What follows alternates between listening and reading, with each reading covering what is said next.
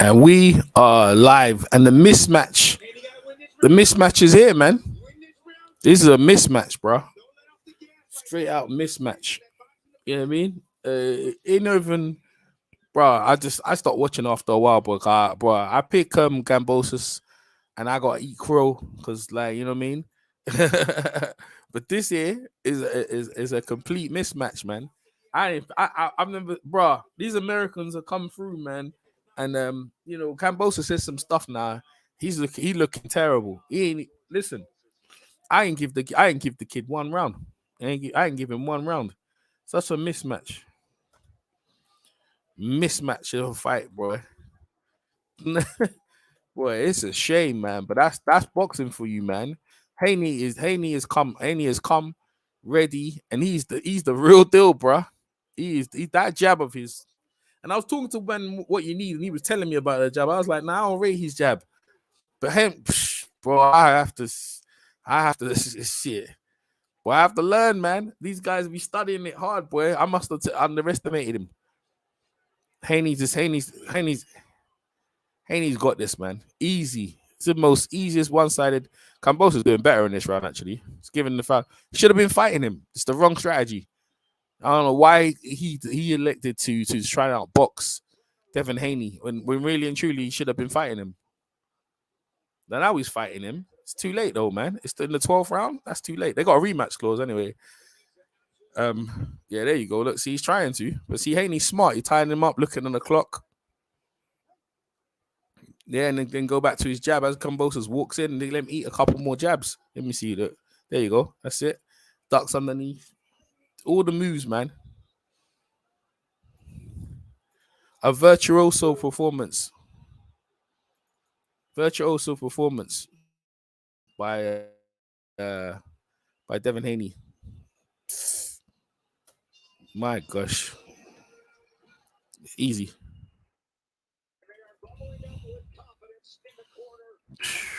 Yeah, they know what it is.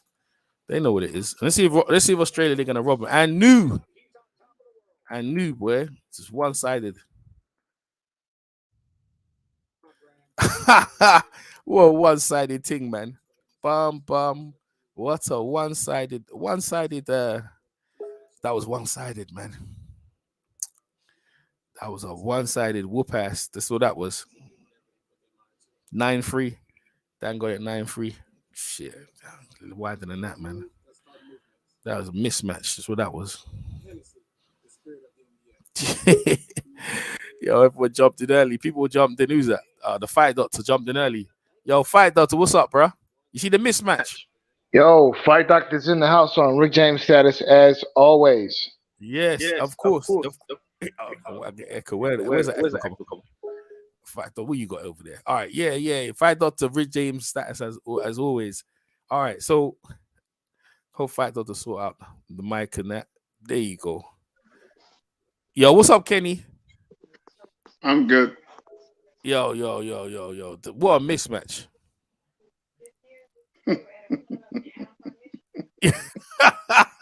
Yo, Fight Doctor, you come back. What you think?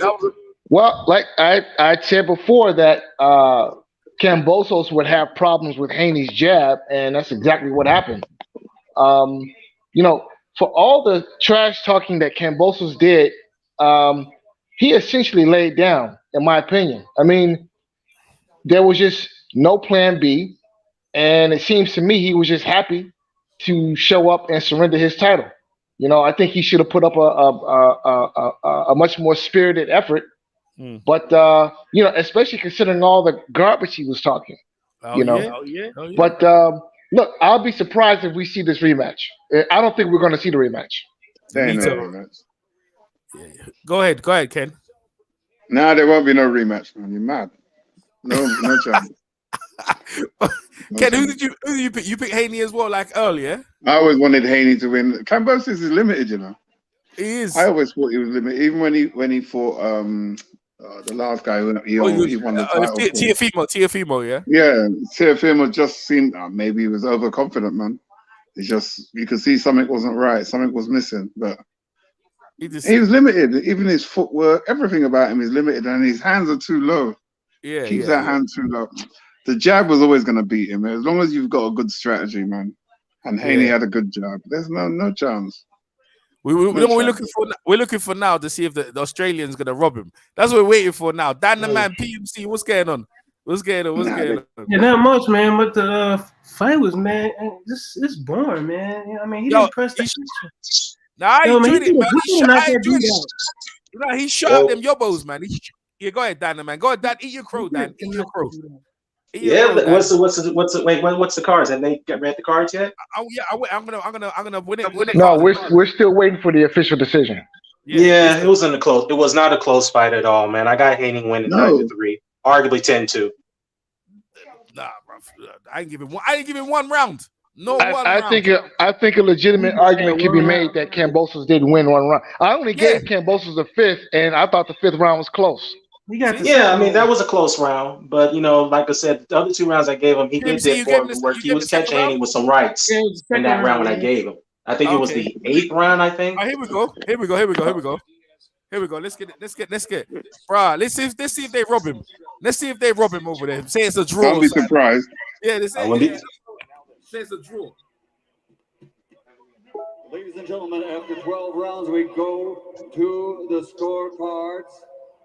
Zoltan Anyeti and Benoit Rousseau both scored it 116 to 112. 116-112 is ridiculous.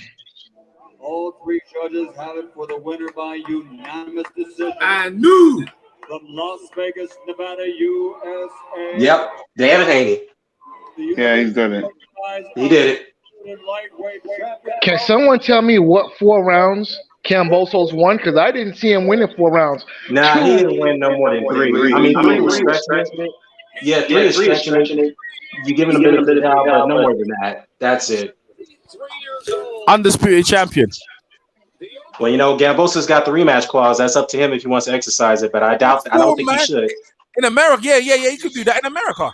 They could do it in America. Who's gonna watch it though? Probably. Yeah, but who wants it? I don't want it.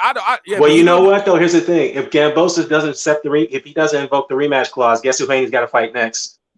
Lomachenko. Yep, Lomachenko's next in line. You might want to see that fight, man. He just Lomachenko's cool, man. What's the security doing? That's gonna be a different fight, boy. I don't know, man. That's gonna be a tough one to figure out unless David Haney can apply the pressure like Tio did. I'm sure they're gonna be watching that fight. And hold on the inside. That's all you gonna do. Yeah, what's the security playing that, man? Devin Haney's insulated, bro. I can't. The mad Australians. Yo, listen. They were looking for lynching today. They were looking for a lynching. Well, you know what? Let me say this. The one thing I did get right is that there was going to be no knockout. I was like, nah. First of all, neither guy's a knockout artist, so there wasn't going to be no knockout at all. Could they? I don't go with points, but hey, listen to the thing, right, Dan? You pick Campos and so do I. Yeah, no, I gotta eat my crow on this one. Here's what I will say this. I will say this though. I felt that Kambosos was going to win on a very close decision. If it was going to be a close fight, they're going to give it to Kambosos. That's why I based my prediction on it. But since it wasn't a close fight, you got to give it to Devin Haney. Yeah, he earned that. He earned that win. Yeah, he earned it. Listen, and that's what you do. Young guys winning the world championship at 23 years old. Bro, sky's the limits for Devin Haney, man. He done it. You know what? Here's the one thing I will say though. Devin Haney, you gotta give him props, man, because all these fighters can't be scared. Yeah, hold up, PNC. All these other fighters can't be scared to go to the other champions' backyard and fight them. Exactly. Devin did that against all the odds, man. Yeah, everything stacked against him. He did it. Well, I think him signing with Bob Arum, yeah, he made sure that shit worked. Yeah, why did that still talking? Why did that still talking like that? That's still rearing up. Like Kambosos' dad needs to chill. You ain't got the belts no more. Like Haney's dad is still popping. They're still popping off. But like, PMC, what you want to say? You want to say something? Go ahead. No, I was gonna say though, Devin set an example, a good example tonight, man. All these young fighters who are afraid to go to the other champions' backyard and fight them. Nah, man, you can't be worried about that shit. If you confident in your ability, then take the risk. You know what I'm saying? All the odds against him. I mean, Tim Bradley did that shit with Junior Witter many years ago. Tim Bradley would know that for a fact. Yeah, he did. So, he did. Listen, I don't mean to interrupt, Dan, but I think it's time to start talking about Devin Haney in terms of pound for pound. He deserves he definitely needs to be on that list. Yeah. Top 5. Now, here's the thing, though. I don't want to hear this crap about Tank Davis being the best lightweight in the world. Fuck all that. No. Tank Davis, I tell you what, I like Tank, but I don't think Floyd will put him in there against Devin Haney. I don't think they don't want to put him in there against him. He's the undisputed champion. That's what you do. Like that, of course he will. Of course he would. Man, Tank beats Haney, man. Nah, I don't know about that. I think Tank's limited. Yeah. Oh, let's hear from the new champ. Let's hear from the new champ. To become the undisputed champion of the world. How does that sound? Alhamdulillah, all praise due to Allah. Allahu Akbar. Allahu Akbar. Allahu Akbar. That's gonna really piss them off. And the belts behind you. Your father, Bill, arrived here overnight for this fight. Man, this is a dream come true. I was going through it without my dad being here because I knew this was a big moment for both of us. We both dreamed of this since we started out. We said we wanted to be the best. Yeah. And it would have hurt me to accomplish this without him. So I'm so thankful. I thank God, alhamdulillah, that we was able to accomplish this together. The fight itself, you looked very comfortable from early on. Easy. Yeah, I was comfortable. I just was sticking to the game plan. The game plan was to go in there, hit, and not get hit. And I did that for a majority of the fight. I took the last round off just because I knew I was comfortable ahead. But I fought a good, smart fight. You said you knew what he would do, when he would do it, and how he would do it. Is that how it played out? Yeah, I handicapped him of his best things. He wanted to land the overhand right hand, and he wanted to land the big left hook. I handicapped him. I was fighting both ways. When I would go to the left, I would fight his right hand. When I would go to the right, I would fight his hook, and he couldn't hit me with neither one of them. Wow. You signed up, both of you, to do this twice. Will we see you back here later in the year in Marble Arena again? Inshallah, you know, if it's meant for it to happen, if Allah, Actually, come all the way to Australia. I'll be back. What do you have to say about your opponent today? He was very magnanimous in bringing over the belts and handing them to you, having lost the fight to you. I take my hat off to him because he's a true warrior. Anybody that steps in the ring, I respect. It was nothing but respect through the whole build-up. Even though he got disrespectful, I stayed a gentleman and I stayed professional. Congratulations. It is a momentous day. Undisputed champion of the world. I want to thank George Kambosos and all of Australia for coming out. Thank you, George, for giving me the shot. A lot of these so-called champions, they wouldn't give me my shot. That's right. But George was a true champion, and he gave me my shot. So thank you for this. Yes, that's right. Congratulations, Devin. Tremendous job here today on enemy territory here at Marble Arena. We will wander over the ring. This is what George has to say. George goes. Let's see what George has to say. George 301. Listen. The only man that's rubbing his hands together is Eddie Hearn, mate. Eddie Hearn is rubbing his hands heavy. You know what? Can I say something about that? I got to bring this up. And I know Hold up, Dan. Now let him talk, man. Hold up, Dan. Okay. Hold on. All right. Let him have his time, and we'll do it again. I had to implement a few things, but I thought the fight was very close. But look, I'm not going to wreck his moment. I had my moment. Hey, let him finish. My moment was wrecked, so let him have his moment, and I'll see you again real soon. I've got to take you back to yesterday to the weigh-in. You had the hit. Right. As far as making weight was concerned, was that a factor in this decision? No, that was definitely not a factor. Yes, he just boxed his game. You know, he moved, he boxed. He didn't really want to come to fight too much, but that's his game. So I'll give him respect, and I'm going to change a few things and get him back end of this year. So all respect to him. Let him have his moment, and thank you to everybody in Australia, everyone in Greece, everyone in the world. I take the risk. I fought the best of the best, and at the end of the day, I didn't have to fight him. Not many wanted to fight him, but I gave him the shot straight away. So I'm sure we'll do it again. Yeah, that's right. The right hand that was so effective against Teofimo Lopez at Madison Square Garden wasn't landed as much today. That was an issue for you. Yeah, look, it landed a few times. I worked it to the body, but he had a smart game plan. He grabbed it and held a lot, and he did what he had to do to win. That's what it's about. You do what you have to do to win. And today, they gave him the decision, but I'm sure it will change when we get it on again. Give him the decision. He got the decision. This is boxing, and you fight the best. Win, lose, or draw. This is what it's about. Fuck protecting records. I've always been about fighting the best, and I gave him a shot. We'll do it again. There is the rematch clause, of course, as you mentioned. You'll do it again. We'll do it again here later this year. Yes, we'll do it again. And look, I gave him the shot. If I didn't give him the shot, he and I got this shot and had his moment now. So we'll do it again, and I will get my shot. He needs to stop with these rematches as well. All right, so he's going to invoke his rematch clause. Of course he will. Yeah. Which is kind of predictable. Go ahead, Dan. Say what you say your piece, Dan. Go ahead. Yeah, I'm sorry about that. I was going to say though about. I know Kenny brought up Eddie Hearn, man, but I got to bring this up. I know there's a lot of people. Some people are going to get upset if I bring this up. Why is it that Hearn cannot get these big fights done? Why is it that some of his fighters that leave him end up getting these fights outside of his, outside of his influence, outside of his without his influence? Rubbish, man. That's why.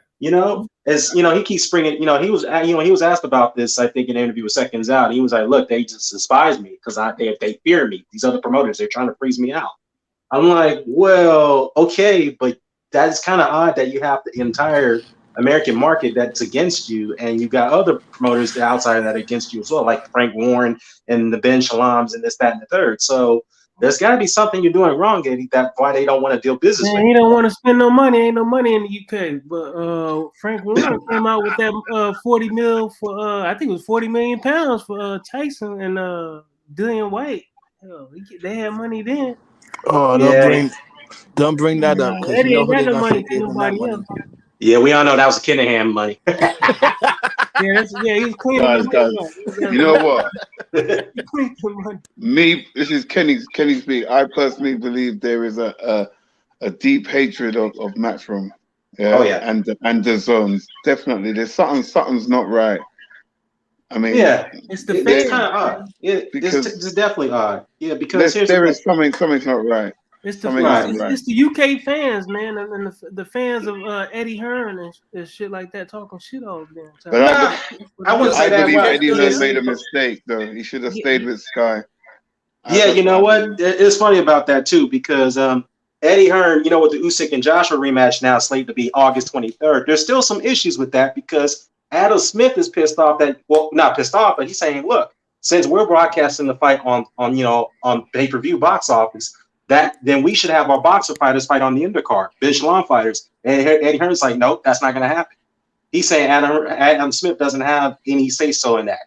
And there's causing a bit of rift there. I mean, I'm sure they'll work it out, but I mean, I can see Adam Smith's point. It's like, wait a minute, if we're going to do the box office, then our fighters, we have to have a bit of say-so too, since we're fronting up the money to do the pay-per-view event.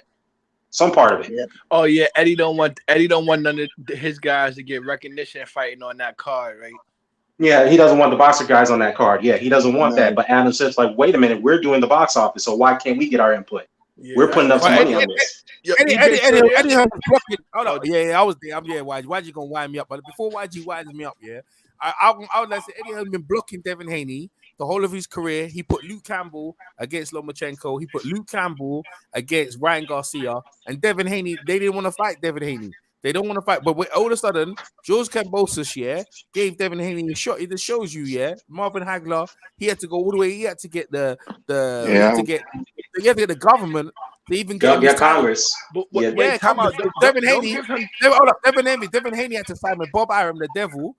And he's got a free fight deal with the devil. That's the only reason why he got the fight, because the last time Bob Arum came to Australia, Manny Pacquiao lost. This time he stacked the judges. He made sure that if it went into the scorecards, if Devin Haney was going to get a fair shot, and he's done that. Now Devin Haney will give Kambosos his rematch, whether we want to see it or not, and because Kambosos deserve it. I like George Kambosos. I didn't like what he said, but he's good for boxing.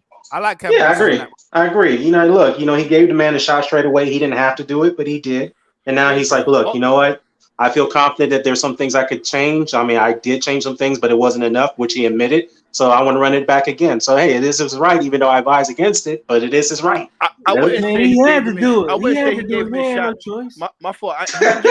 He didn't give him a shot right away. Let's not forget, he actually tried to fight Lomachenko first, and Lomachenko pulled out of the fight because of the war.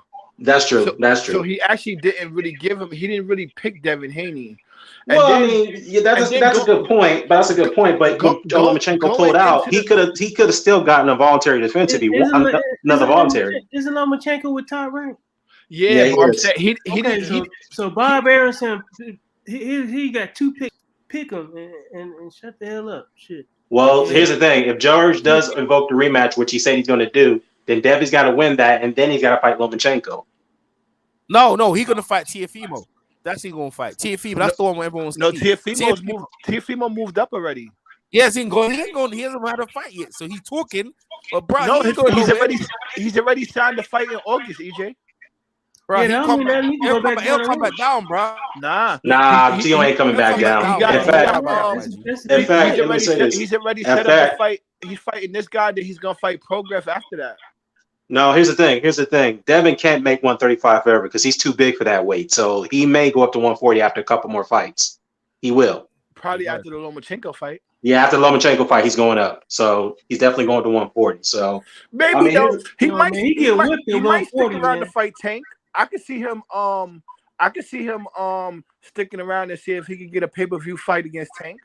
that should happen. And I'm picking Nettie to win that fight, man. I just think, look, Tank is a good fighter. He's got a very good pedigree, but he just doesn't have the distance. He doesn't have the distance to close the gap. But the one thing I would say is that he has better head movement than Kambosos. So I'll give Haney that. I'll give Tank some bit of credit there. Yeah, he could probably close the gap too. a little bit better, but I think he did it. Yeah.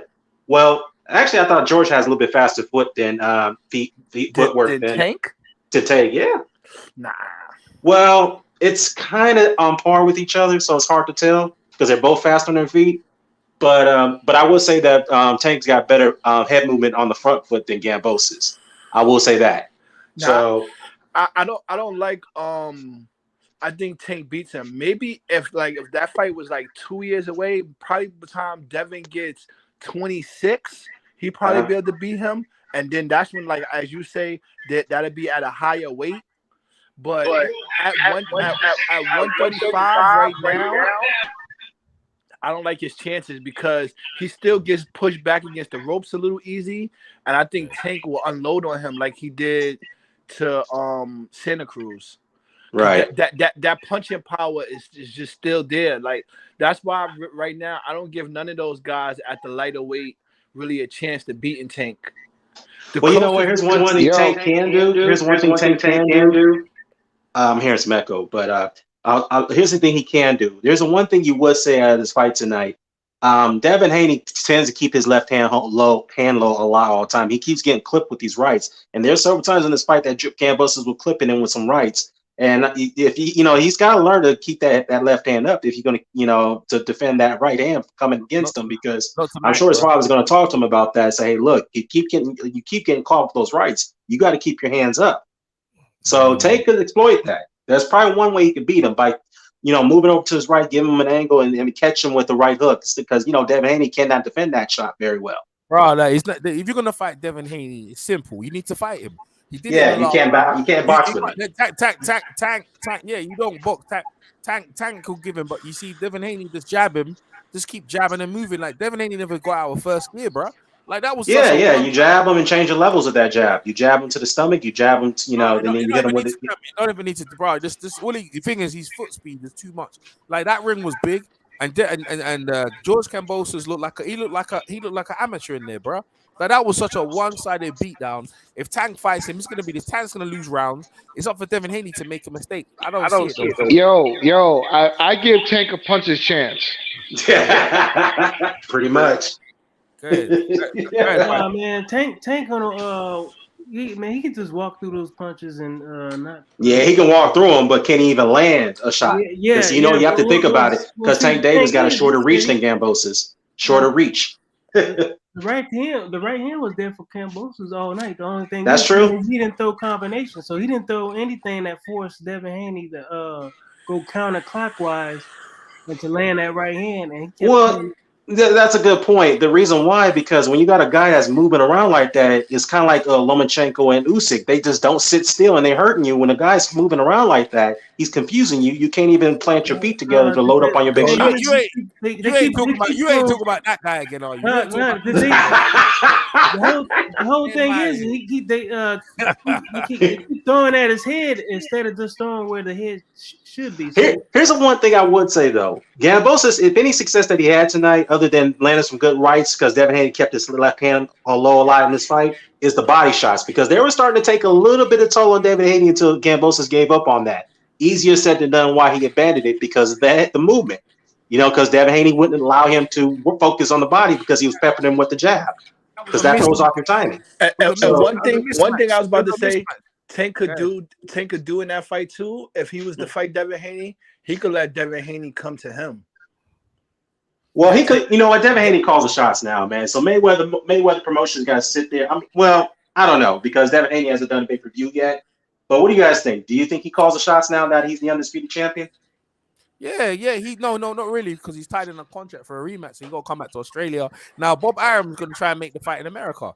Like, you know, they got a rematch score. They got to negotiate because Devin Haney is the champion. Like, go ahead. Yeah, he's the champion. Yeah, so they're going to renegotiate the contract. And, you know, bro, them Australians, bro. They like Kambosos, but man, bro. He's just, I don't know where he's gonna put his face for a couple of months, boy. That was. I mean, look, you know, he wasn't scared. You know, I can give George some bit of credit, even though, like you said, though, I didn't like what he was saying about calling, you know, hanging around and all that stuff. I thought that was going too far, but he did say that. Look, man, I'm a fighter. I don't give a damn about I fight anybody. I lose. I come back. I become stronger. That's what fighting is all about. At the end of the day, he has to say that, bro. He got embarrassed. He has to say that. I don't give him no credit for that. Yeah, I don't give that. Listen, Dan picked him because Dan's trying to defend him. You know how Dan is, you know. No, you defended him too. But look, at the same time, we all know he got washed tonight. He got dominated. So listen, H Money must be partying over there because he's been a Devin Haney fan for a minute. Shout out to H Money. Yeah, he's partying over there, all right. He over there partying, bro. I told you, bro. But they were all talking about Devin Haney knocking him out. I'm like, man, he ain't knocking nobody out. Let's be real. I gotta wait 3 days to party. What you mean? What you party? Because it takes 3 days for FanDuel to drop that money to my account. Oh, you want to bet tonight? All right. Oh, congratulations, YG. You see me? I dropped it in the chat already, man. That's why I was like, who money? No, I bet on FanDuel. Oh yeah, the knockout, yo, he knocked him out, bro. I bet on FanDuel. You talking about Lucas Brown and Junior Fall? No, he did a parlay, man. Oh, you know what's funny about that is that Junior Fall, when Lucas Brown landed those two shots, they were like on the side of the head, man. And Junior Fall was they was. But I'm like, what the hell? Also that's Australia, man. That's Australia. I told you about it. It's also the way the guy dipped his head too, because like you could kind of like when somebody punch at you and you dip that way, you kind of make the back of your head available. No, do that. That's illegal, but it doesn't matter. It's Australia. That's why we thought we were gonna get robbed. That's what I'm saying. Well, you know, here's the thing though. Lucas Brown is 43 years old. He's definitely a shot fighter, and he come out and do this tonight. Hey, I'm happy for the guy, but let me just say this though. A lot of people are gonna start questioning about that knockout. I'm seeing the comments coming in. People are saying, "Is he back on the gear again?" He don't. That's when he was at his best when he beat that. What was that? Ruslan Jagayev. But Junior Farr just lost his last fight before that. Ain't no one care about no Junior Farr. Lucas is viable again. I'm glad Lucas won. Get him out of here. Yo, what's up, Shay? What's going on? Yes, EJ. He's saying. Talk your piece, Shay. Go ahead. You know what? It was. Firstly, I gotta say I don't want to see a rematch though, because like nothing's gonna change in the rematch. I don't think. Like he battered him for like what the whole. I think he lost maybe 2 rounds. Battered him in his own backyard. Like what's Kambosos gonna do again? No one's gonna want to see it. Devin Haney's different. I think Devin Haney beats everyone.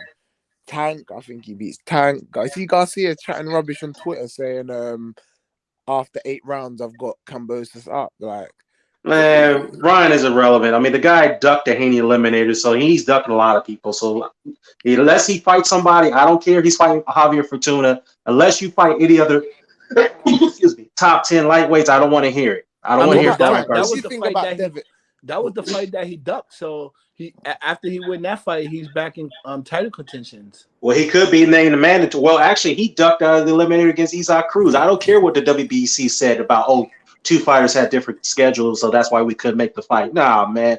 I think Ryan Garcia and Golden Boy didn't want that fight. I really think that's what it is. To be honest, though, he wasn't like it came out too that he really wasn't mentally there to be fighting anyway. So I'm kind of glad that he took that time off, because really that's what just happened with Lopez. If your mind is not into the fight, you shouldn't even be fighting. Well, yeah, I get that, YG, but why is he come back? He's still calling out all these names that nobody wants to fight him, and then when Isaac Cruz got ordered to fight him, he ducks out of that eliminated just recently. Yeah, no, he's done. that's Of true. all He the big definitely did fights, that. he's You got done. me on that one. He ducked out of that. I mean, I know that they're going to say, well, WBC said that both fighters had conflicts. We have to call off the the eliminator in the first bit. No, that's bullshit. I think Golden Boy called the WBC and told them, no, man, we can't. We're not making that fight right now. Yo, He's not ready. Steve Fulton Jr. is still fighting right now. That's a shout out. Oh, you just watching that fight, man. Fulton watched Danny Roman, man. That was almost a complete wipeout. Yeah, I'm mad at myself. I think the I'm mad at American. myself. I put that on my ticket. I think there's a reemergence of these Americans. I know the Patriot over there, PMC's happy about it, but yeah, we got how many undisputed champions now, man? We got Haney, we got Charlo, we got we got Crawford Spence, the winner of that fight, which by the way, that's reportedly be scheduled for October. The winner of that fight is going to be undisputed at welterweight. You told me, And Fulton Jr. is going to be fighting Agomedov for the 122 undisputed title. And I got Fulton winning that fight. Yeah, I think America's coming back. You see thingy's knockout, the Welsh boy. Yeah. You talking about Stevenson said he wants to come fight him. Stevenson, I don't know. Oh wait, Joe Cordina is that Joe Cordina versus Stevenson? Yeah, Joe Cordina's a serious fighter, you know. Like, man, he ain't beating Shakur Stevenson. Man. He not beating Shakur Stevenson. Sorry. I mean, look. First of all, I respect the Gawa, but let's be real. He was food at that weight class. I mean, he was like the most affordable champion at 126. So. I mean, not 126, 130. 130. I don't know how did he even get that? He got paid nice. You know what? He got a nice payday today. Yeah, he got a nice payday. So let's put Gordine in there against Navarrete, see how he does. I'll change my mind, but Navarrete probably going to walk through Gordina. He probably going to walk through. And I don't think Eddie Hearn's going to want to make that. I hope they make that because Bob Arum already said he has no interest in making that Gordina fight. Okay. So Stevenson versus Navarrete then. And then they'll all fight. So that's why it'd probably be better off if Navarrete could. Hey, you know what? I think Devin Haney would have washed Teofimo as well. You know. Yeah, he would have. Look how he just done Kambosos. He was in life and death with Kambosos, bro. That's because he fought a stupid fight, not mentally in the what you call it. You got it. I can't really. He lost the fight, but this is why I was saying with the Ryan Garcia thing that you could put Teofimo in that same bracket. You know that they saying before they booked the fight, Teofimo had to see the mental doctor. He just is not for us. He just had so many problems going on in his life, and he had money. He had just mad outside the ring issues, and he didn't even fight a smart fight going. He just walked right into Kambosos, and then Kambosos just knocked him down in the first round. That's what George did. George, like he struggled on the scales. And bro, like I always say, when you got a good boxer, you should fight. You should fight. He didn't even try to fight. Fight, doctor. Well, that's the thing, though. He figured he realized he had to fight him till later in the rounds, but that was too little, too late. He still tried to box him until like the 7th round. I'm like, what the fuck? You need to take the fight to him. And that's exactly what his father was telling him. What's going to happen in the rematch? Kambosos is going to try and run fast, try and knock him out, and he's going to get knocked out. He got to be very careful if he try to. I mean, he knows now if he does. I mean, look, I don't think he should take the rematch. I think Devin should move on and get the Lomachenko fight going ahead. I really think that's the next fight that needs to be made. Can you imagine Devin? If Devin beats Lomachenko, what's anyone going to say to him? Who thinks Tank beats Devin? Because I like Tank. I don't think Tank wins that fight. Nah, I'm with Fight Doctor on this one. It's a puncher's chance. That's all Tank's got. He's got a puncher's chance against Devin Haney. That's all he's got. I think Tank wins that fight because Devin Haney doesn't even throw enough power punches. Yeah, he doesn't get caught though. Yes, he doesn't get caught. Nah, he's gonna. That's a totally different animal. Yeah, go ahead, Jamal. Hey, Jamal, what's up, Jamal? Go ahead, jump in and talk your piece. Go ahead, Jamal. Yo, what's going on, EJ? What's going on, man? Yeah, what do you think, man? Tell us how you think about the fight, man, and what you saw. I enjoyed it. Fucking this guy couldn't land anything on Haney. It was beautiful, absolute masterclass, mate. I see them talking about him fighting Shakur afterwards. Who you guys got in that fight? Which one? Afterwards, they're trying to say like Shakur Stevenson should fight him. Nah, I think Shakur's got a little bit more work to do at 130. I think he's gonna be fighting Navarrete next. I think that's gonna be a damn good fight. But I expect Shakur to win that because Navarrete only fights one way. Wait, is it But he is a Navarrete big puncher, fighting at though. 126 against what's his name? I swear Navarrete's got a belt at 126. No, I think he's at 130. Who's the WBO? No, no, Stevenson's the WBO and the WBC champion. But who's the There's a IBF? super. Who's the WBA champion? Oh, it's Santa Cruz. Santa Cruz is the WBA champion. I Santa forgot. Cruz, that's why. Yeah, sorry, that's how I'm getting mixed up. Yeah, so now Rate is going to have to come up because he's a 126 champion. Ah, shit. I realized that. So, you know what? It may not be a bad idea to let Shakur go up and fight Devin Haney. Nah, never not. Nah, Devin's going to beat Lomachenko, have a massive fight with Tank. That's mad. He's 23 years old. Yeah. When did Floyd? Do you know what? I heard today. Well, I read up. I never did. Floyd was never. Yeah, Floyd's like, that's what I'm trying to say. When you're a world champion, you start world champion at young, bro. About 20. Floyd was I think Floyd was like 20, 23, 24. They were young. Yeah, that's what I'm trying to say. Boxing's a young man's sport, right? Most champions are around 20 in the early 20s if you're gonna make a run. So yeah, like when people talk about when they're 20, they're old. That means they're only gonna hold the belt for not a long time. So you know what I mean. But Jermell, you said you was upset about what do you call him again? What do you call George Kambosos? You was upset about him. Yeah, go ahead. That fucking weasel, bruv. How's this guy going on telly calling him a rat and a fug and all this shit, bruv? I can't stand those punks, bruv. And it's just okay. Bro, that shit pissed me. You know what? I got in from a night out because I'm in where are we, babe?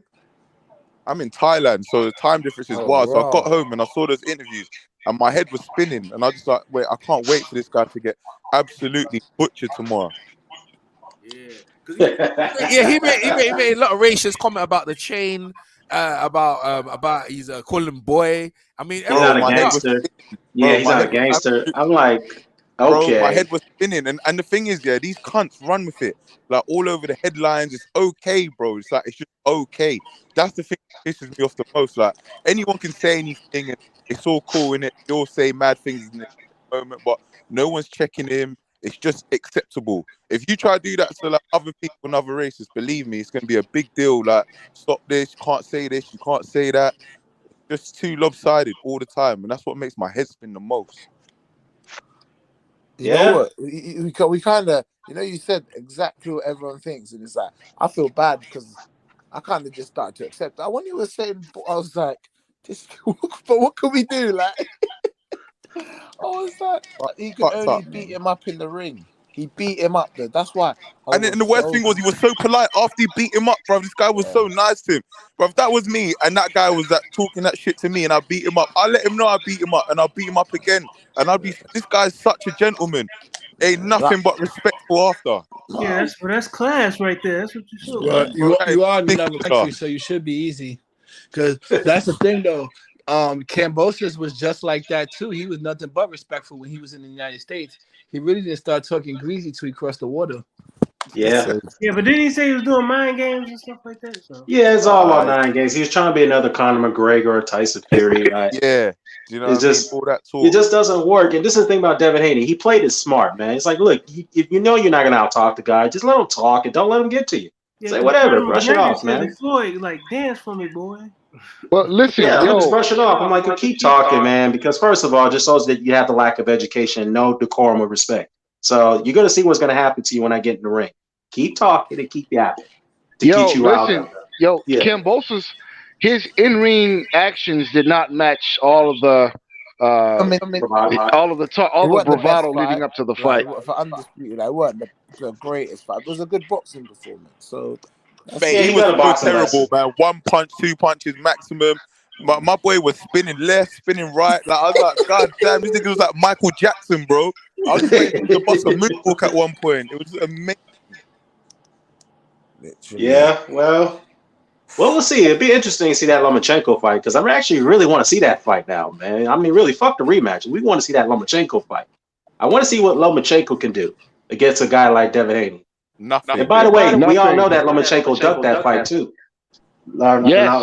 Yes, and I wouldn't be surprised if Anyway, he ducks him a second I'm going time. back. I'm gonna try and get a couple of sleep. I'll catch up soon. Man, anyway. he ain't gonna do nothing in that Nice one. fight because he couldn't even get past what's his name? Teofimo's jab. Man, Teofimo's jab, man. Nah, but yeah, that was a totally different animal though. No, man. It's look at the fight when he started. When Teofimo started fading late, then that's when what's his name was able to get past the jab and start firing off his combinations, man. Yeah. What happened, man? Go look at the fight. He couldn't get past later that on, jab. Yeah, but it was more the power though that kept him at bay. I don't know about. Yeah, it could be. Because Kambosos was ratting up on the face. Because let me ask you, do y'all think Devin Haney got a better jab than Gary Russell? Yeah. Maybe. Yeah, bro, his jab, yeah. I was surprised how great his jab was. And you know what? Being Zab Judah's dad in the corner and like, bro, the instructions, bro, Zab Judah's dad read it beautifully, bro. Like, bro, let's keep doing what you're doing. Let's keep him walking into the jab. That, bro, you don't need to change nothing if the dudes keep walking into your stuff, bro. I don't know. Like, he just beat the guy basically with what he didn't even get out of second gear. Yeah, he basically beat him with one punch, the jab. And you know what George Foreman? George Foreman said. Yeah, go ahead. No, jab, right hand, tied him up, lean on him. No, bro, it was a masterclass of boxing. Like, I really like. I mean, it wasn't too exciting, but at the same time, yeah, your job is there to win. Now, so Devin Haney has to do next time is if he needs to be able to go through the gears and get people out there. Because if that was Floyd would have opened up on him and whooped his ass. You know what I mean? Because George was done. You know, he had no power. Like he should have stepped up and got him out there. That's all I like from Haney. But I'm glad he got the win. Going forward, it is a bit more excitement, but. Other than that, I can't fault him, bro. Like it was a shout. Like the scorecards were even if you do that boxing, I think that was exciting because just to watch boxing was so beautiful. Everyone that likes boxing, like I don't think they'll say that was boring. I think that was quite an exciting fight. I think it was easy on the eye. No, the majority of people. No. I mean, in terms of like, I'm glad he's undisputed. But what I'm trying to say to you is that, put the cherry on the bun, man. Put the cherry on the ice cake. You know what I mean? Finish this. He was done, bro. Like I was done. That's not the game plan. He goes for that, and he got. I'm saying no. We're talking about going forward. Bro. Because you're the undisputed champion. There's other guys coming for you. So, like, end of the day, like, yeah, you beat him, you shut him out with a jab. Kambosos, but like right from now, if the rematch comes, bro, blow that guy out the water, bro, because he ain't got nothing for you. He ain't got nothing for you, bro. Like straight out, you know what he's gone. He's just looking for you to counter. Just blow him up, double jab, straight right hand, open up with a left hook, boom, boom, boom, boom, boom. Take him out of there. You know what I mean? He body shots, just take him out of there. That's why if this like you're not even, and then sit him down. You know what I mean? He's 28. Devin Haney's just coming into his prime, and I was blown away how easy that was, bro. Like that was so easy. Yeah, it was easy work. He didn't put the pedal to the metal, man. He didn't go inside. He didn't go to the body or anything like that. Then it was like the 9th or the 10th round when he started landing that right hand. I mean, Kambosos, jab and everything. He didn't come forward and try to take this dude out, man. He had no aggression. Well, to be fair, he did in the later rounds when it was finished, man. Man, he just played it safe the whole time. Yeah, let him finish. Yeah, let him go ahead. He played it safe the whole time. He never tried to put the stamp on it. You know what I'm saying? And try to take the dude out. Man, y'all can say what y'all want, but Wilder would have just taken that dude out, man. He would just took it to him. And then you see like guys like Froch and stuff like that. When they see blood in the water, they just go for it, man. Yeah. Like yo, can I chime in for a second? Hold on. Can I say something? Hold on. Let fight, doctor. Go ahead, fight, doctor. Why can I rebuttal? No. Let's fight, doctor. Go ahead, fight, doctor. Oh, okay. Well, just real quick. I think the reason why Kambosos didn't really want to press the issue is because, Devin Haney had uppercuts and right hands waiting, and I mean, look, he was definitely eating a lot of clean jabs, which, in my mind, discouraged Kambosos from really pressing the attack. So I mean, look, it's easy to say, yeah, well, he should have fought more aggressive. but you're not the one that's in there taking punches. You know, when you're getting hit in the face as consistently as Kambosos was, well, then you have to rethink your strategy. We talking about Haney. Well, hold on. Let me get it. About Haney finishing off please. Kambosos. Well, not the other way around. But that's why Dan brought up earlier about George Foreman, when George Foreman said, if you want to be an okay boxer, forget about the left jab.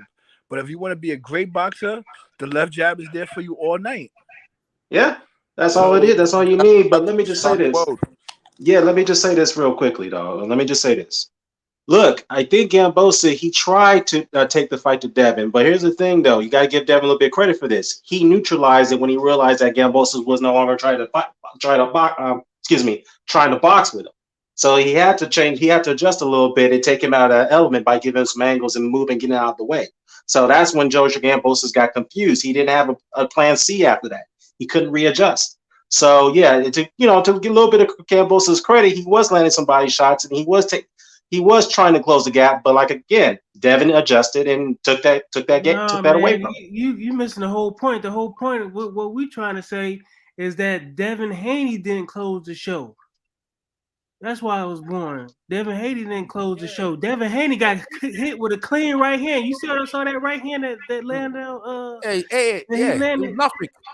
Yeah, it was nothing. He ate it. You saw it, right? He ate he had no power. I know he had no power left. That That's shit why knocked he was tired. Of course, he was tired. Devin Haney. I agree. He played it safe, but what I'm saying is that the guy was dead in the water. Like, let me read out the scorecards, right? The scorecards for the score. Go 116, 112, 160, 112 twice, right? That's even too close, right? But the other scorecard, it was 110, 118, 110. That's bro. That's more like it. I don't know the other. Yeah, that 118, 110 scorecard was the one that was in line with reality. I don't see 4 rounds for Kambosos. I mean, what the hell fight were they watching? I didn't see 4 rounds for Kambosos. Well, I expect this is Australia. You expected some little bit of hometown cooking. We all knew that was coming. Hit with a clean right hand. It didn't affect him. And then in that one round, he got hit with a clean left hook. It didn't phase him. You know what I'm saying? So he could have walked through Kambosos at any time. And you know another thing as well. Devin Haney done something that Lomachenko and all the others were. He became the undisputed champion, no question, no doubt, 100% undisputed champion. That's one thing that Teofimo never had. He was the franchise, but there's no franchise no more. He's the undisputed champion. That's done with now. You know what I mean? This guy is the number one, the head honcho, the numero uno. And you know the funny thing is, I was saying to Dan here, because Dan used to hate on Floyd Mayweather. Floyd Mayweather produced Devin Haney. Floyd Mayweather produced Shakur Stevenson. There's a whole heap of African-American young fighters who look up to Floyd. Where's the young Manny Pacquiao's? Where they at? Oh, the little steroid cheeks. Where they at? Sugar Ray Leonard. Yeah. No, but Floyd, this generation. I'm talking about this generation. They all look up to Floyd, bro. Floyd's, of course. These are all Floyd's little babies. Like, this guy was in the gym when Floyd was there carrying Zab Judas belt back in Las Vegas. So I'm so happy for Devin Haney and boxing. But going forward, I want some stoppages. That's just me. Like, I understand you doing a great boxing display, but yo, shut it down, bro. Yo, finish the show. Unfortunately, Devin got no pop, so you got to use your boxing skills. You can't knock the guy out. Just do what you have to do. Well, he's growing. He's 23. He's growing, so I don't think he hasn't even got his manpower. I get you on that. But so much. What's that? I said, A, he probably hasn't even got his manpower yet. He's still 23. And B, why exactly. Why would you need to? Why would you need to take the risk if you got the guy completely shut out? Who gives a fuck? You guys are putting dampers on it. You don't understand, yeah. Man is still growing. We're talking about going forward. As you're going forward, you've just solidified yourself as one of the best in the world. For me, top 5 pound for pound. Going forward in your performance, we all would like if you put Kambosos on his back. You don't tell me you want to see that and give him a good old beating. Right. Like some of the words he said, I get that. I get that. Terence Crawford could have gone 12 rounds with half. He knocked him out. I get that. But Devin doesn't have the power. I'm just telling you, he doesn't. Bro, he don't need to have the power. You got company. You don't need to, bro. This is what you understand about boxing, bro. If I'm hitting you, I can hit you with speed and combinations, that I'll wear you out. I don't have to throw one punch power. It's not about he did that to Linares and Gamboa. He couldn't even knock him out.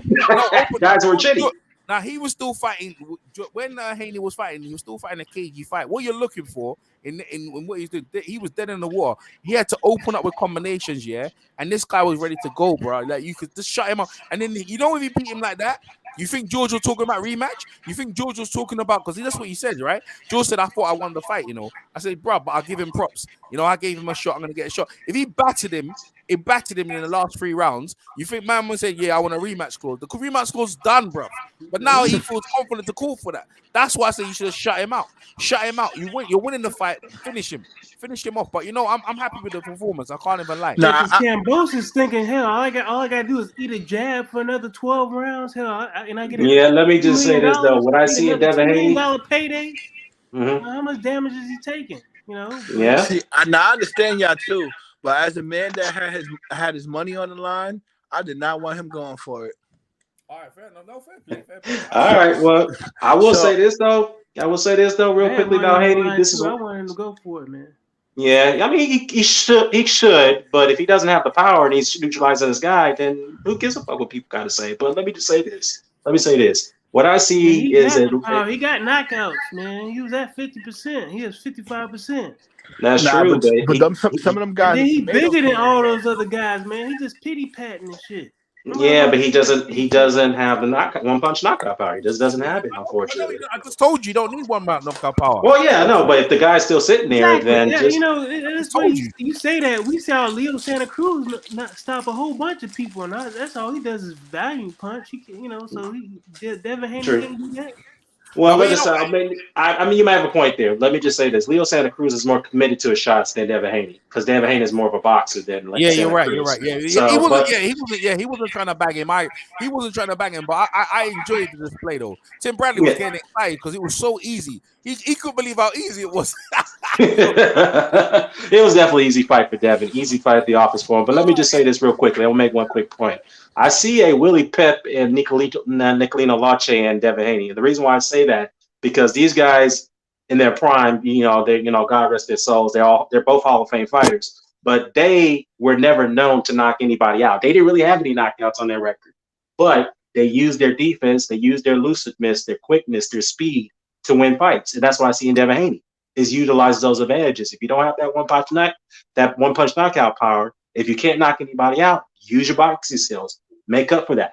That's exactly what those two guys did in their career. So I think Devin Haney is doing the same thing. EJ, all those guys that you're talking about saying like Baby Floyd's and all that stuff, like what was that Floyd's knockout careers? Didn't he get like 27 out of 50? Yep. In his early career, and you're saying, and they all say the same thing, like him hit, don't get hit. They all patting it after him. So I just don't think there's any need to take calculated risks if you're just boxing. I agree. Let me answer the question. PC. Let me answer the question, right? So when Floyd in his early career, when he was super featherweight combinations, yeah.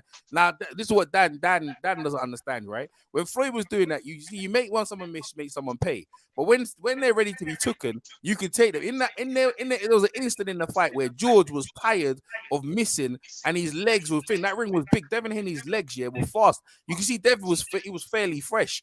Even if you opened up on him, he wouldn't be able to throw back because even when he landed that right hand, he had no power in it. So Floyd would have opened up. If that was Floyd Mayweather, he would have took him out there, bro. He would have battered him. And all you got to do is just be accurate and just land the punches, and he would have fell out for him by himself. That's what boxing comes down to. But like I said to you, I can't fault the performance. All I'm saying is going forward, I like him to freaking put it on because the competition is going to be stiff. You're the undisputed light heavyweight champion. You got Teofimo Lopez. You got Lomachenko is going to be on you. Like he's going to be on you. These two guys, they're going to be walking into your jab, bro. Batter them, and solidify yourself as one of them guys there. You know what I mean? That's all I'm saying. And any criticism other than that, there's no real criticism you can say because, bro, look at his face. His face, how he came in, how he left, and I'm happy, bro. He came to Australia.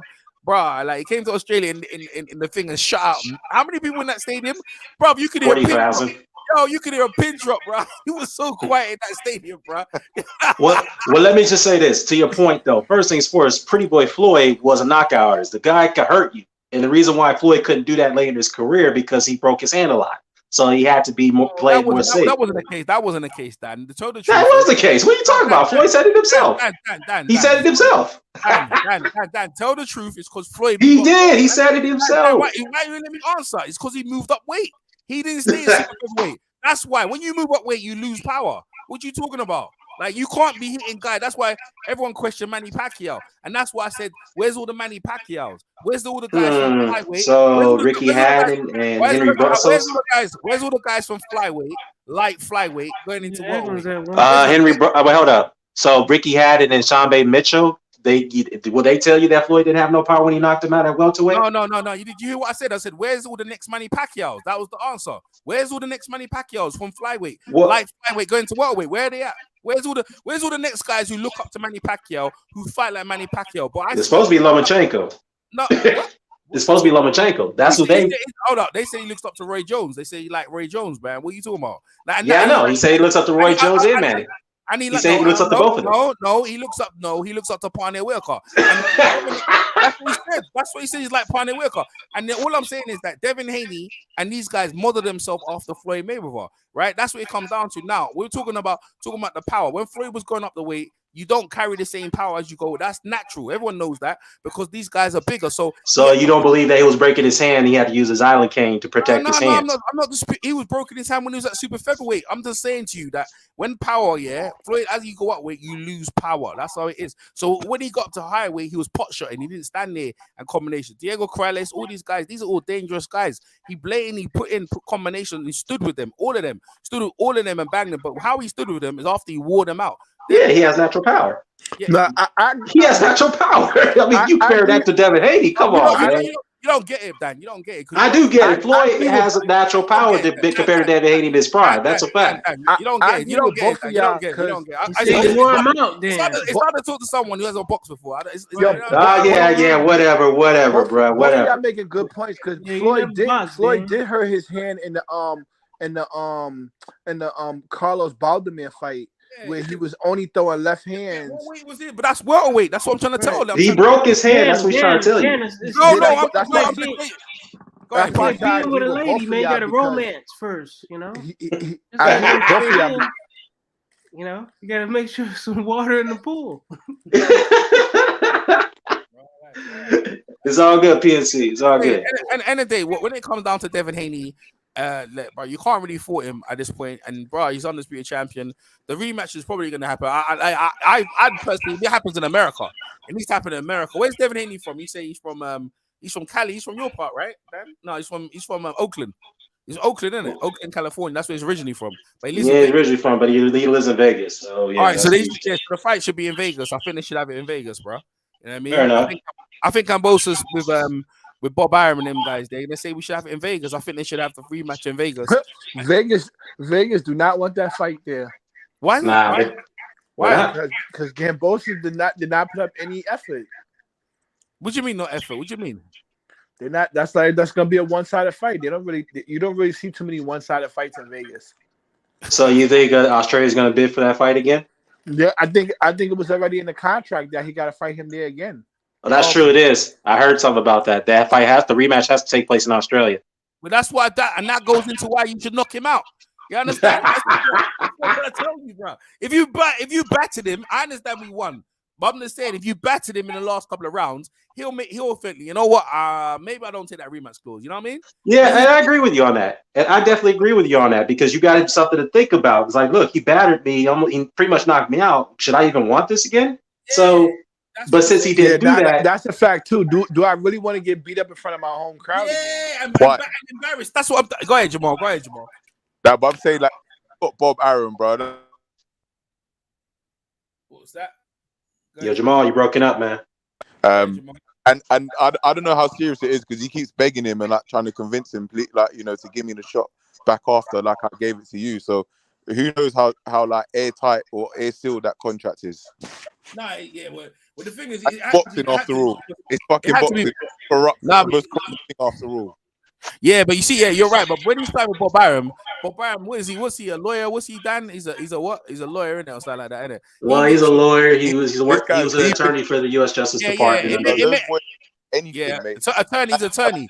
He's an attorney. So him and Lou Del, when they put that fight together, what's his name? What's the other guy? Lou. What's the other guy? Lou DiBella. When they put it go with the consensus that whoever wins, there's a rematch. Because YG was telling me about it. I think you were telling me that YG. I think YG was on me about a rematch clause. So yeah, they knew it was gonna happen. But they have to kind of, what's Campbell? I mean, he got embarrassed in front of his fans. I don't think they can have that in the stadium again. Fuck that. They're gonna have to relegate that to a arena level fight.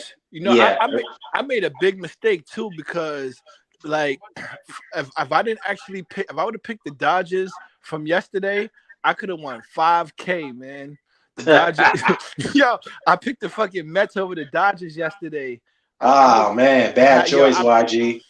Bad choice. The Dodgers was playing so bad before that. They just got swept by Pittsburgh.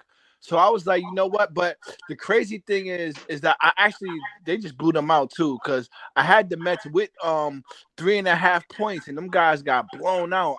And I'm so mad too. Hey, YG, what you mumbling about, man? So we talking about boxing. I'm so mad too because I'm so mad too because the Mets came back today and beat them. And I had all of you. When you go back in the chat, you can see the ticket that I had. I had Tank from last week.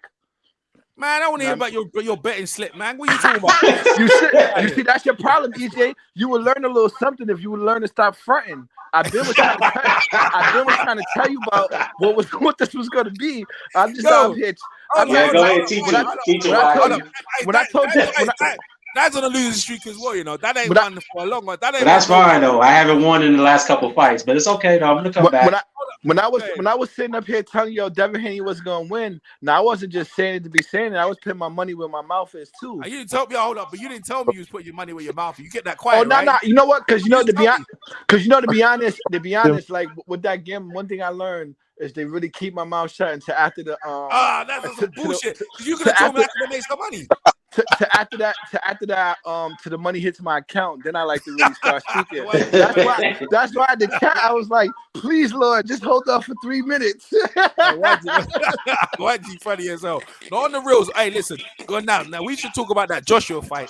This is about that Joshua fight because that me talking reckless on that thing here. Look, AJ gonna go back in there. AJ gonna put it on him. He ain't beat Usyk. Let's cut the crap. He ain't beat Usyk. I'm finna cash out on that too. What you mean? He's not beating Usyk. Leave it alone. What I mean? I put my money on Usyk again. You crazy, bro? Like you crazy? You guys are hating.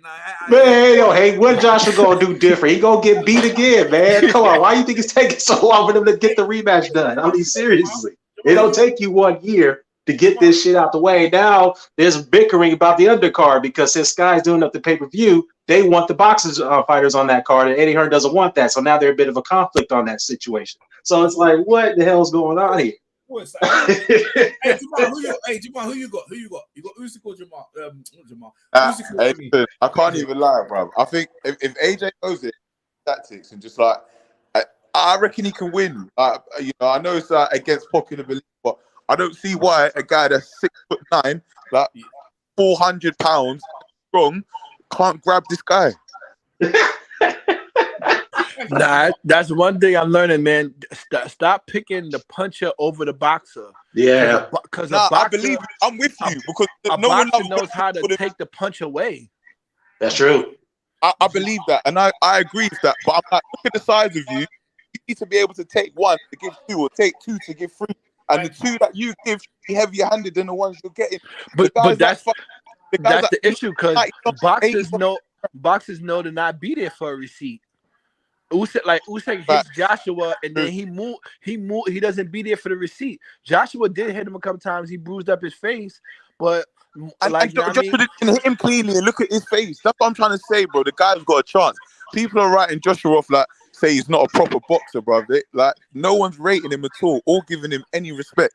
I think Joshua's gonna go there and prove everyone wrong and say fuck everyone and just. This guy's doing William Hill adverts. He's going Saudi. He don't give a fuck about you lot no more.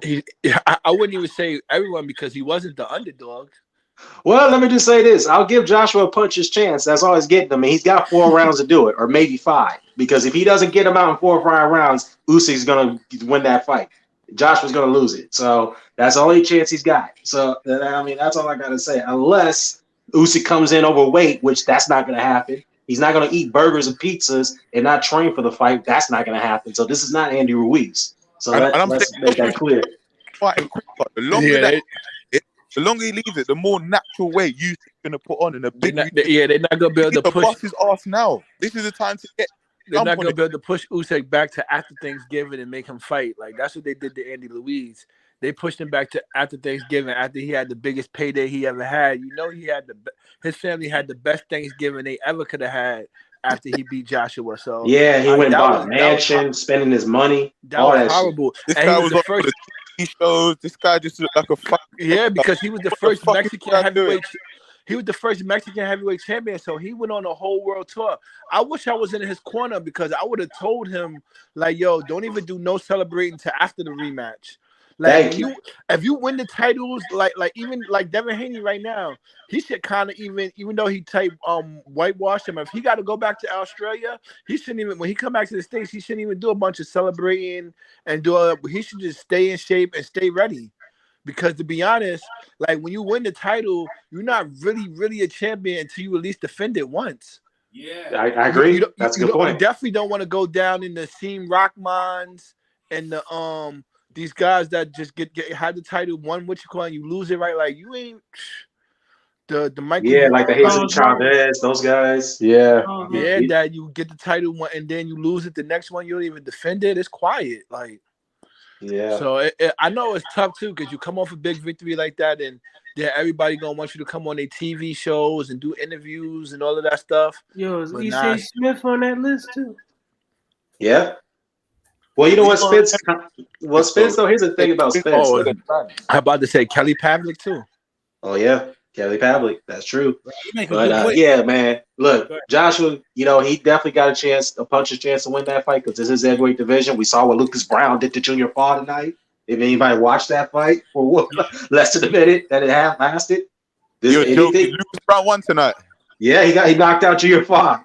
Believe it or not, Junior Paul had a very good amateur background. This guy beat Joseph Parker twice. He fought Usyk and he fought Ajaba in the amateurs. He fought some very good fighters in the amateurs. He got knocked out. What was the result? When he fought them, what was the result though? He beat Parker twice. And he lost to Ajaba in the close decision. Some felt that Paul should have won that fight. Yeah, what about Usyk, man? What about Usyk? Usyk washed him. He cleaned him out, just like he did Joyce. Yeah, so exactly. All right, guys, I'm out. Take care. God bless. All right, Jamal. Everybody, take care. Nice one, Jamal. Yeah, thank you, you're welcome, Jamal. Now, I saw that fight. Usyk was clowning Paul that fight. Man, he was clowning him. I'm like, damn. I don't really care about like who you fought. Like it's how you perform. Like Crawford, Porter beat Usyk in the amateurs, and you can see why, bro. Because if I was Joshua, I'd hire bloody Porter. I'd hire Sean Porter's dad and say, "Yo, how did you beat Usyk in the amateurs?" They're like, "Well, boy, you know what they must have did? They rushed him, bro. They rushed him and swarmed him because that's how you fight him, bro. You swarm. Yeah, but Turbia, yeah, Joshua doesn't have the stamina to fight as a Sean Porter with that heavy energy or the durability. If he was to fight like that, and if Usyk could survive the first 5 rounds, he's gonna be dog tired in the 6th round. Yeah, you're right. It's over. Right. Yeah, you're right. But you got to land though. You see, Joshua is a heavyweight. Like all you gotta do is graze a couple. You look at Usyk's face after the fight. He got to graze a couple. That guy can't take that sort of pressure. But you know which I noticed that happens too though. Some of those punches is really from Usyk blocking it and his own glove hitting his face. Yeah, that's true. Let me tell you. George Kambosos' dad's crazy, but his team should be sacked. In my opinion, they should be fired. Yeah, because George definitely got to make some changes if he wants to run the rematch. That was an awful game plan. Like, you know what I mean? That was an awful game plan. They should have kicked George. I thought George was going to fight him, and he tried to do it in the last round. But I was like, yo, what kind of game plan was that? Like, they actually wanted to outbox Devin Haney. Are they suicide? It's like that's what Dillian was trying to do with Tyson Fury. Yeah, like why would you do that? Like, he's a better boxer than you. Like, how many rounds did it take you to realize? You know, Jonathan Banks showed me in-ring adjustments, bro. This is not working. What's our next game plan? They had no other game plan than what they were doing. Were they trying to keep it close? Like, you're the champion, right? You didn't come with the belts. The man just came into your hometown in front of your home people and just took your belt, talking about 300. Bro, yo. Embarrassing, man. Go ahead, PMC. Yo, man, I saw That's that knockdown that Junior Fall. That's the funny thing about him. One minute, YG. P Sim's talking. Go ahead, P. Yeah, I saw that Junior Fall Lucas Brown fight, man. You know what? He implemented the Tyson Fury game plan, man, and hit that dude right behind the ear, man. Yeah, that's the equilibrium shot, the temple. Twice. He did it twice. But he didn't even hit the dude with an uppercut with a jaw. He just went right behind the ear, man. You know the funny thing about him saying that 300, those guys died at the end of the movie.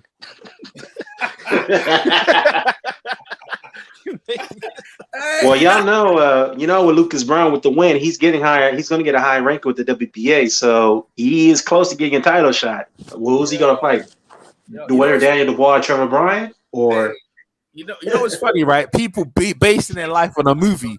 This is the fucking movie. Real life is what's happening here, bro. Like you base your life on a comic strip, Gladiators 300, calling man boy, chain, all that stuff there. You try to do all them slurs. Devin Haney didn't care. Like, he just came there, cool, calm, collective, took his belt. Now, if I was Devin Haney, I ain't never going back to Eddie Hearn. Hell no. I agree. I'm gonna stay on ESPN where everyone can see me. I'm gonna make that squiller, make that mad loot. Because all you're gonna do is beat, bro. It's easy exposure. Easy first defense. No, first defense of beating George Kambosos again. That should be easy. You should beat him, and then now you can start making some big money with who you want. Ryan Garcia or actually they're probably gonna do an in-fight. Either him versus Lomachenko. No, Tiafibo, bro. That's the one. No, actually, he's moving up. He's moving up. Okay, Lomachenko is a big money fight, bro. That's a big money fight. Pay-per-view. Oh yeah. All the money, all the trimmings. Vegas, everything's laid out. But you know what? If I want an easy one, I call out Ryan Garcia and Golden Boy. Yo, bro, that's money. Or you could get the WBC to go ahead and petition them and make that the mandatory fight. Make Garcia the mandatory, and they can fight. No, I think no. You don't even need to do all that. Because the thing is when you talk Golden Boy, they say how much we're gonna get, how much we bro. If they sell Ryan Garcia down to the river, bro. Well, you know what? I think that could be made because Golden Boy is top. Yeah, Golden Boy top rank. They have a very good close relationship. Easy fight to make. Pay-per-view. Ryan Garcia versus Devin Haney, 2 undefeated fighters. Even if he loses, they're gonna say Ryan. So Kambosos. Really, I don't know what he needs to do in this rematch here, but I think you need to sack your trainer. I think Jeff Fennick will be a better trainer. I agree. Yeah, get Jeff Fennick in there, or hell, get Costa Zoo in there because he was good at closing the gap. You get certain fighters. So get Costa Zoo to train, but that's if the Zoo wants to do that. But that's up to him, because he's training his son Tim. Tim should have been on the undercard. You see Australia, right? That's why Australia, with him coming back home to Australia, I think in a way kind of thing, because I think George Kambosos is a guy that feeds off Versaman. He feeds off being an underdog. But because he's a champion, I don't think he can get up, man. Everyone's for him. They support. He's been dogged and no one supported him.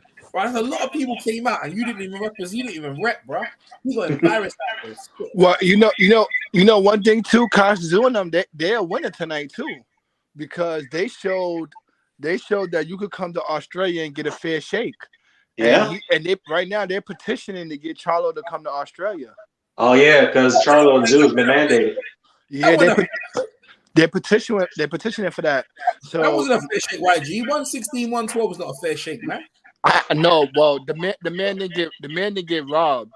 So they could still say like, yo, we could set up the fight here, do the same thing with the judges. There's still an example of we could say, look, well, they're trying to say that was a 4-round fight, YG. Now I know I seen Dan in the chat gave Kambosos 3 rounds. I couldn't even. He's smoking. Dan's smoking over there. I saw 3 rounds, but I really could argue to give him 2 rounds. But I'm gonna go back and watch it again. That's crazy. That's crazy. I just gave him 1 round, man. Nah, bro. PMC, I didn't give him 1 round. I don't know. Kambosos won a round at least. Come on, man. No. He didn't win 1. No. Listen. I didn't give him 1. PMC, what round you give him? Yeah, the second one. Oh man, I ain't give him shit, bro. I and I don't think he won that second round. I'm trying to tell you. I see PMC. I ain't giving nothing. The undercard was whack though. By the way, that was. Yeah, it was terrible. I mean, Jason Maloney got his win, so let him get back. I was trying to be objective because I had the money on the line, but that was a whitewash. Yeah, it was a white. Lucas is happy that he knocked out that guy behind the back of the ear.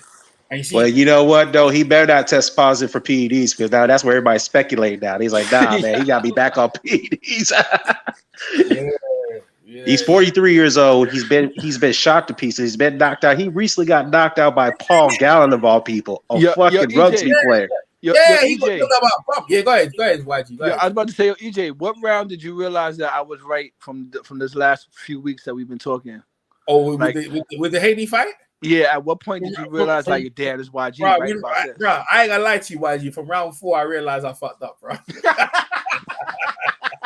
I realized I fucked up in round 4, and I started to enjoy it though. Now, real talk, I picked George Kambosos because I thought they're gonna rob him, and I thought me too. That's the reason why I picked him.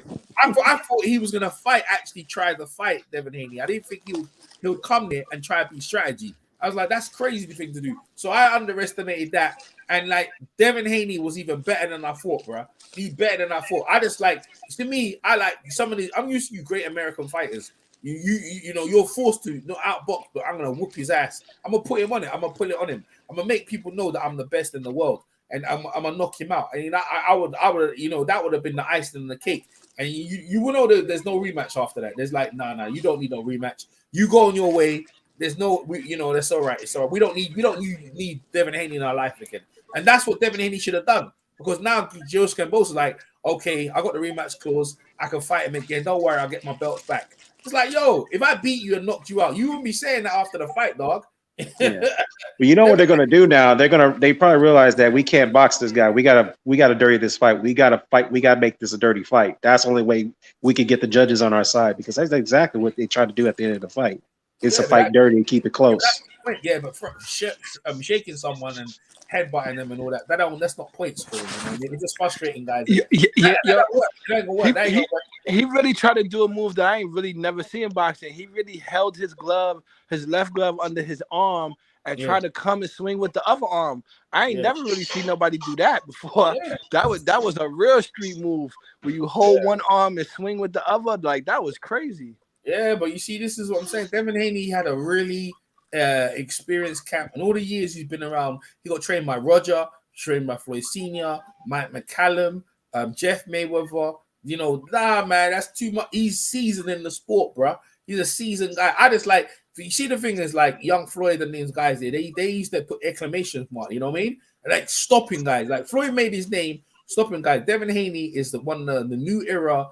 Was it 5 belt, 4 belt, whatever it is, world champion? Is it 5 belt, 4 belt, the 4 belt era, right? Yeah, 4 belt. In the 4 belt era, undisputed lightweight, lightweight champion, bro. That's nice.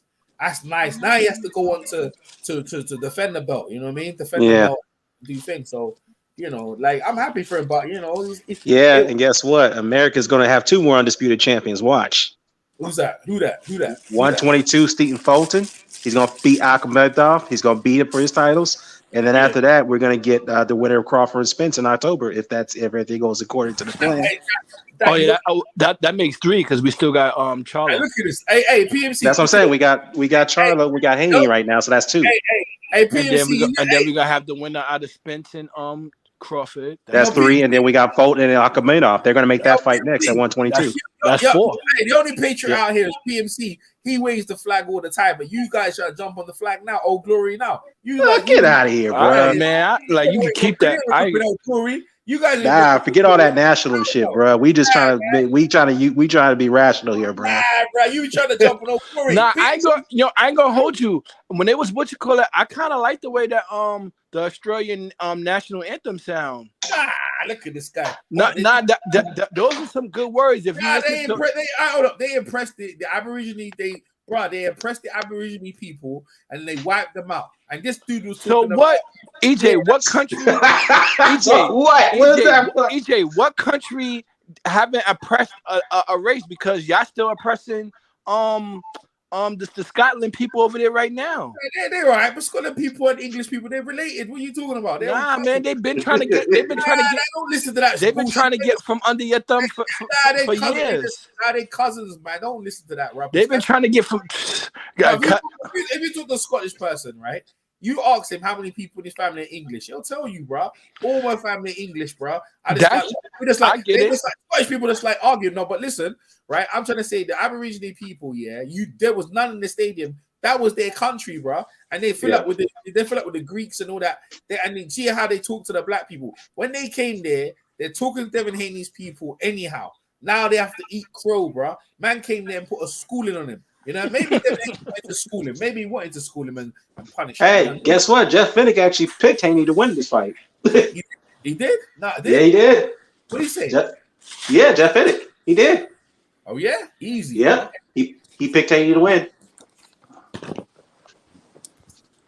I mean, basically, everybody really had, because most like how y'all only reason why y'all had Kambosos winning because y'all was thinking the judges was going to rob him. Yeah, that's my whole point. Basically, that's the reason why we picked him to win. Because here's the thing.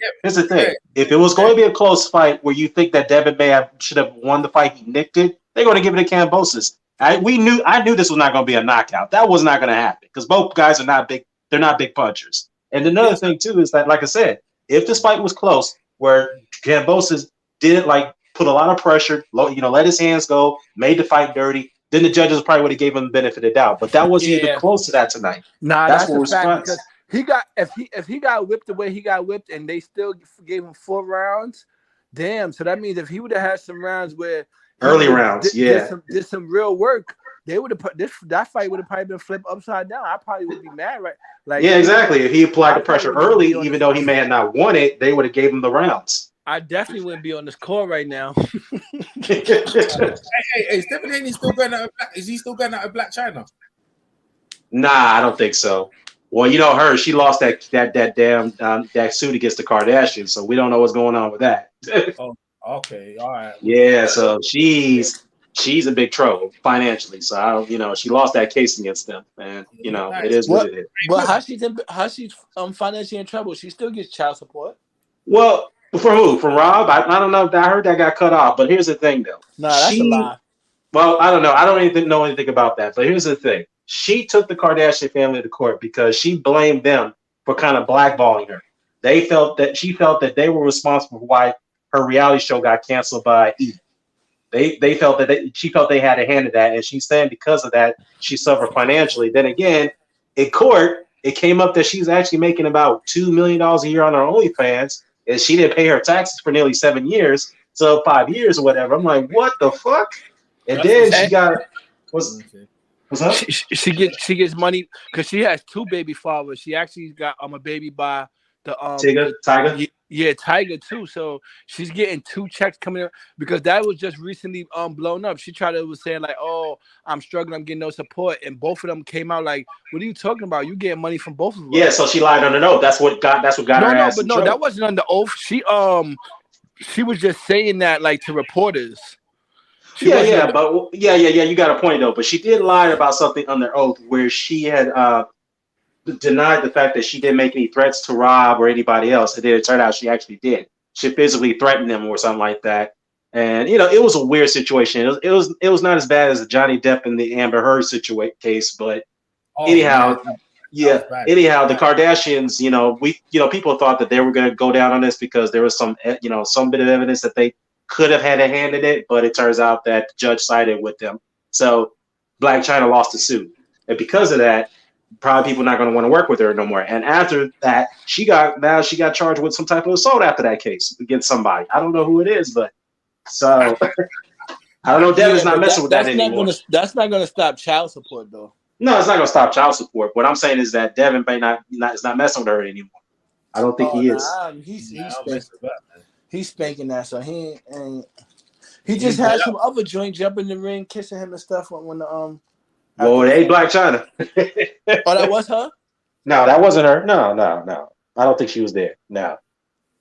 Wow, Devin Haney. Hey, so what do you think? Special fighter? What do you think? You guys? Yeah, he's definitely a special fighter.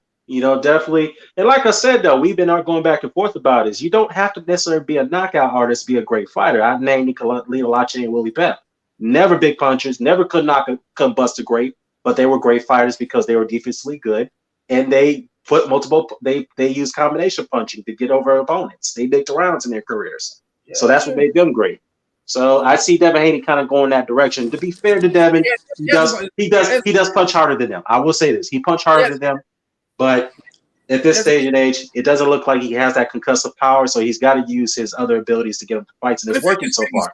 But the thing is, he's like I said, he's still growing, and I don't think he's got his mind straight. Funny enough, yeah, Floyd was around the same age, but Floyd, this is the difference between him and Floyd, right?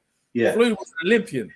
This is the difference. Floyd was an Olympian. He was a very talented amateur in the amateurs, right? Devin didn't have the pedigree because he's been a pro from when he was 15.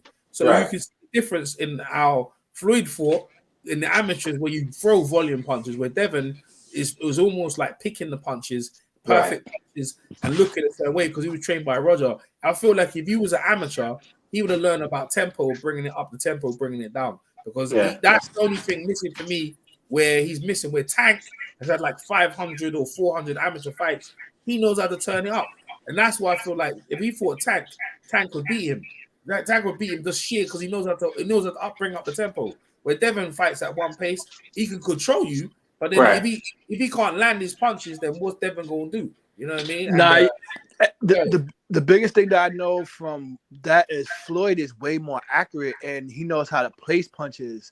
So he knows how to sit down on the shots. That power, he knows he could hit you square on the chin with a short shot. With a counter shot. I know because you learn from the amateur accuracy of punches will hit you right on the chin, hit you right on the liver. Yeah, so he's Olympian. That takes away that adds to I don't got the punching power to knock you out, but I can hit you right where it's really gonna hurt you. If you look at Devin Haney's career from the fights, right? So he turned pro at 50. He probably had a couple of amateur fights as a junior, right? So if in totality, he's very limited in experience. That's why he fights very kind of he don't fight. He's obviously not nothing. He's coming on to he's well advanced. But you see the difference is like when the guys had like loads of amateur fights, they fight differently. They fight with a different tempo, especially a high level amateur. But you see, as a pro, bro, George Kambosos didn't have no amateur either. So at that point, it was very even. But see, Lomachenko, Teofimo, and Ryan Garcia, it's gonna be very interesting to see that because once Devin Haney was shut out of the lightweight division, and now he's the king. All roads lead to me. So George Kambosos, I don't see how he beats him, bro. I don't see how he beats Devin Haney. Not how he needs to change his trainer, and that's not enough time. It's not going to be enough time to learn what he needs to do to beat Devin Haney in the time they're going to do a rematch. So shout out to Devin Haney and George Kambosos. I like his mindset, but it's a shame, bro. What'd you call it? You had a flash in the light, or was it a flash in the pan? He's like flash in the pan. Yeah, you're a one-hit wonder, basically. Yeah, you're a one-hit wonder, just like T.O. was. Yeah, like you can't talk reckless. I see the thing about what you call this is unfortunately too, because T.O. the spotlight got to him and the money issues. Bob Arum was jerking around doing he left his wife left him. Yeah, the fishy stuff that he was doing. Why did White lift him? His wife left him. I don't think his wife left him. Well, I think his wife were going through separation, from what I've been heard. So they why is one of the happiest days of his life when he won the belt? Why would she leave him? I don't know. Supposedly that's what happened. That would mess my head up as well. Remember, that's the most happiest day of your life, and your wife left you. Nah, that shit would mess. See, this the thing, bro. Like Devin Haney was feeding you information, and you call him a rat and all them things. What's that got nothing to do with nothing now? You know what I mean? You look like a fool. You call him a rat, and what do you call him? You call him a rat, and you call him boy. A turncoat. Turncoat. You turned against your own countrymen. You're not a gangster. I'm like, and all of that. And it's funny because he helped Jeff Hearn train for he helped Manny Pacquiao train for Jeff Hearn. Yeah, that's a different situation. I mean, he didn't tell Manny Pacquiao that Jeff Hearn was going through divorce. He's got these other personal issues in his life. But Dan, if I'm in your camp, right? You gotta think about this. So what was he telling? He was in Manny Pacquiao's camp What, you don't think he was telling them like, yo, what things that he need to do, and like, oh, he likes to do this? It's just that we just don't know. Yeah, you can do that. That's what they always do. Share his strengths and weaknesses. We just don't know. We just don't know from what he was telling the camp, because there's nobody in Manny Pacquiao's camp that's gonna come out and be like, you know, he was telling us this, he was telling us that. Yeah, that's true. Obviously, you know, he had to be given some information if they kept him in the camp. You don't just bring somebody in the camp if they're not helping. Yeah. I mean, the only thing we can tell from this point, looking from the outside in, is that the information that he probably gave to Pacquiao is that what is Jeff's strengths and what is his major weaknesses, so I can exploit that. That's normal. See, but when it comes to here's the thing. When it comes to telling him about, oh, this man is fucked up in the head, he smokes a lot, he drinks, you know, he doesn't pay attention, he blows up in, weights in between fights. You know, he's going through a messy divorce with his wife. Yeah, that's uncalled for. You don't share information like that. You don't at all. You don't do that. So, but your thing is, I think he needed to though. I think Devin Haney needed to let George Kambosos know that if you win, I want to fight you next. And George said, you know what? I'm gonna be a man on my word. If I win the fight, I will give you that rematch. But he didn't know. He tried to fight Lomachenko, and then he fought Devin Haney. Well, to be fair, the WBO ordered that fight. They did. No. But George promised Devin Haney he would fight him, and that's what caused all the thing. It was like, because really and truly, you can see why people try to avoid Devin Haney. They're like, they let the Ryan Garcia, like Teofimo, they ain't trying to fight him. Lomachenko.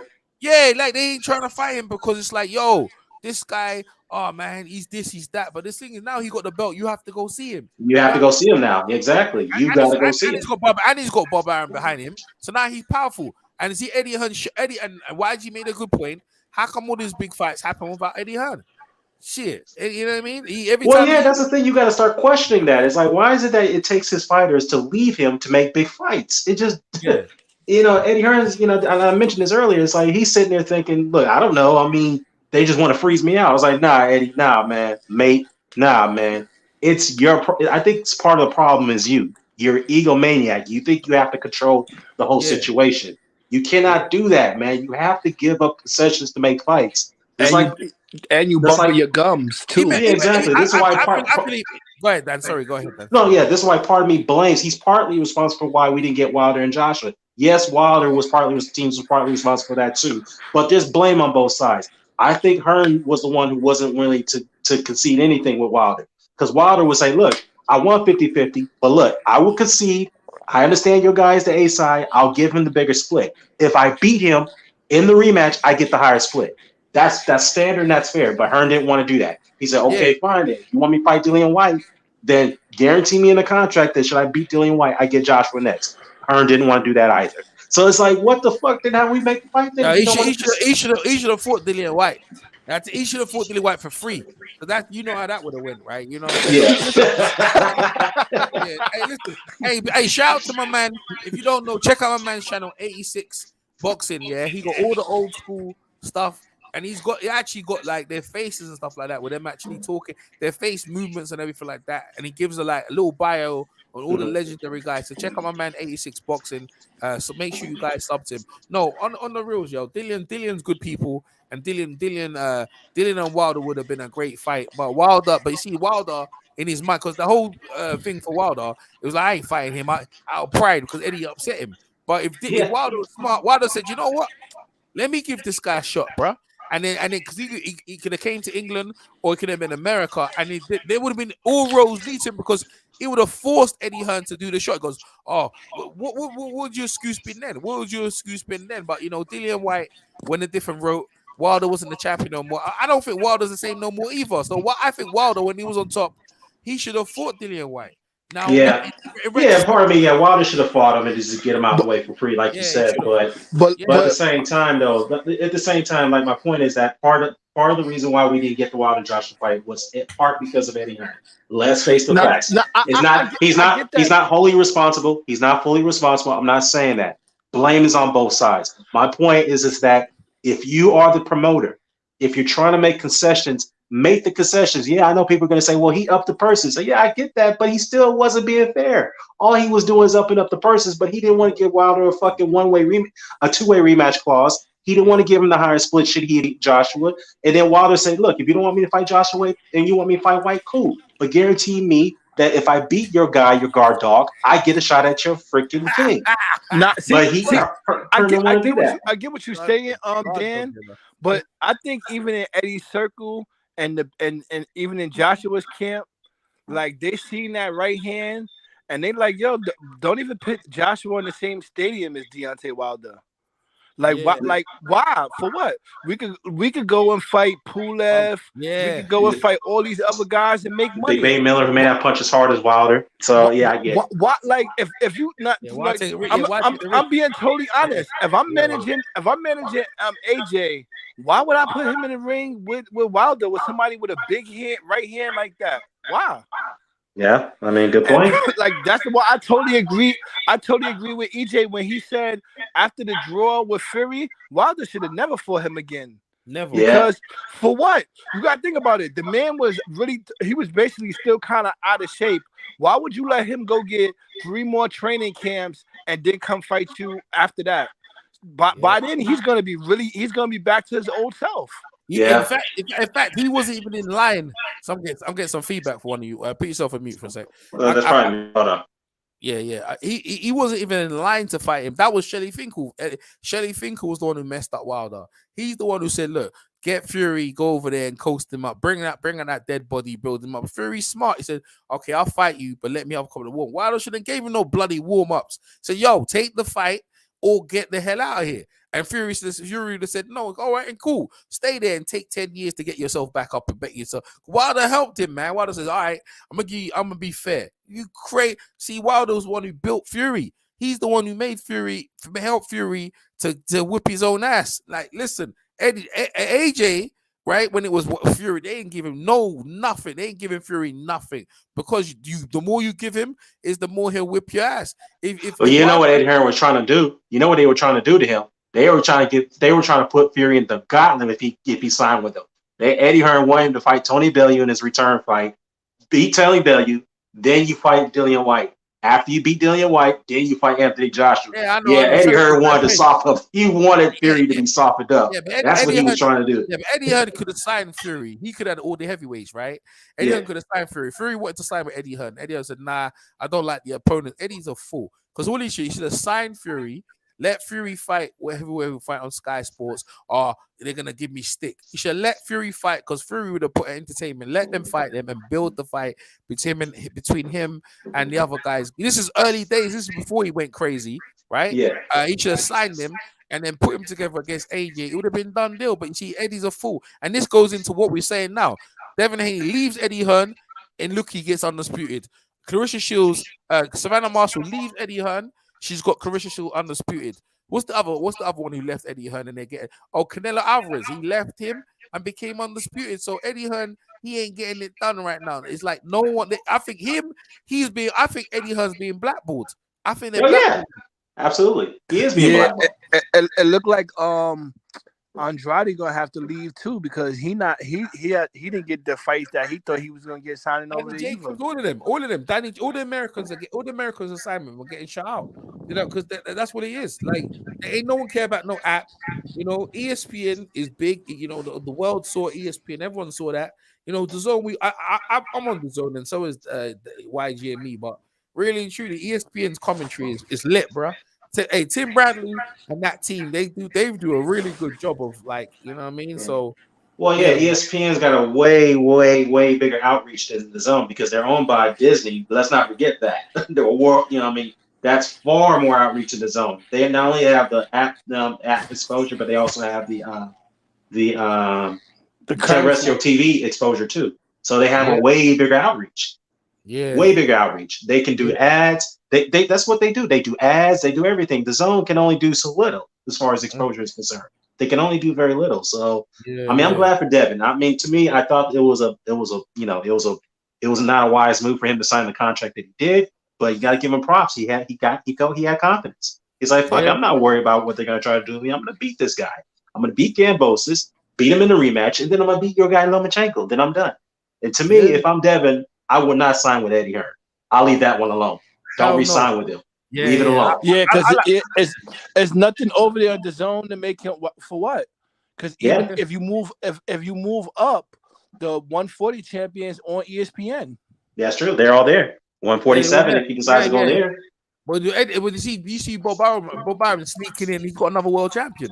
You know what I mean? He got another world champion. You got Shakir Stevenson. There's so many fights that Devin Haney can fight. There's so many fights. He got Josh Taylor, Stevenson.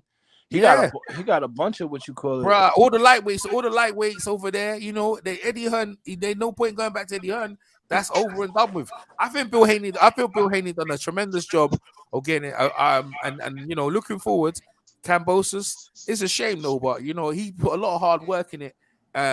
But you know, he talked reckless though. I feel like if he didn't talk that reckless, I think people would probably be a little bit more sympathetic towards him. Probably. Yeah, like they know what America ain't got no sympathy. They see him as a little racist, bro. Like, you know what I mean? Some of the stuff he say, and his dad's they crazy now. I mean, what do you think they're doing? They're tearing up Sydney, Australia right now.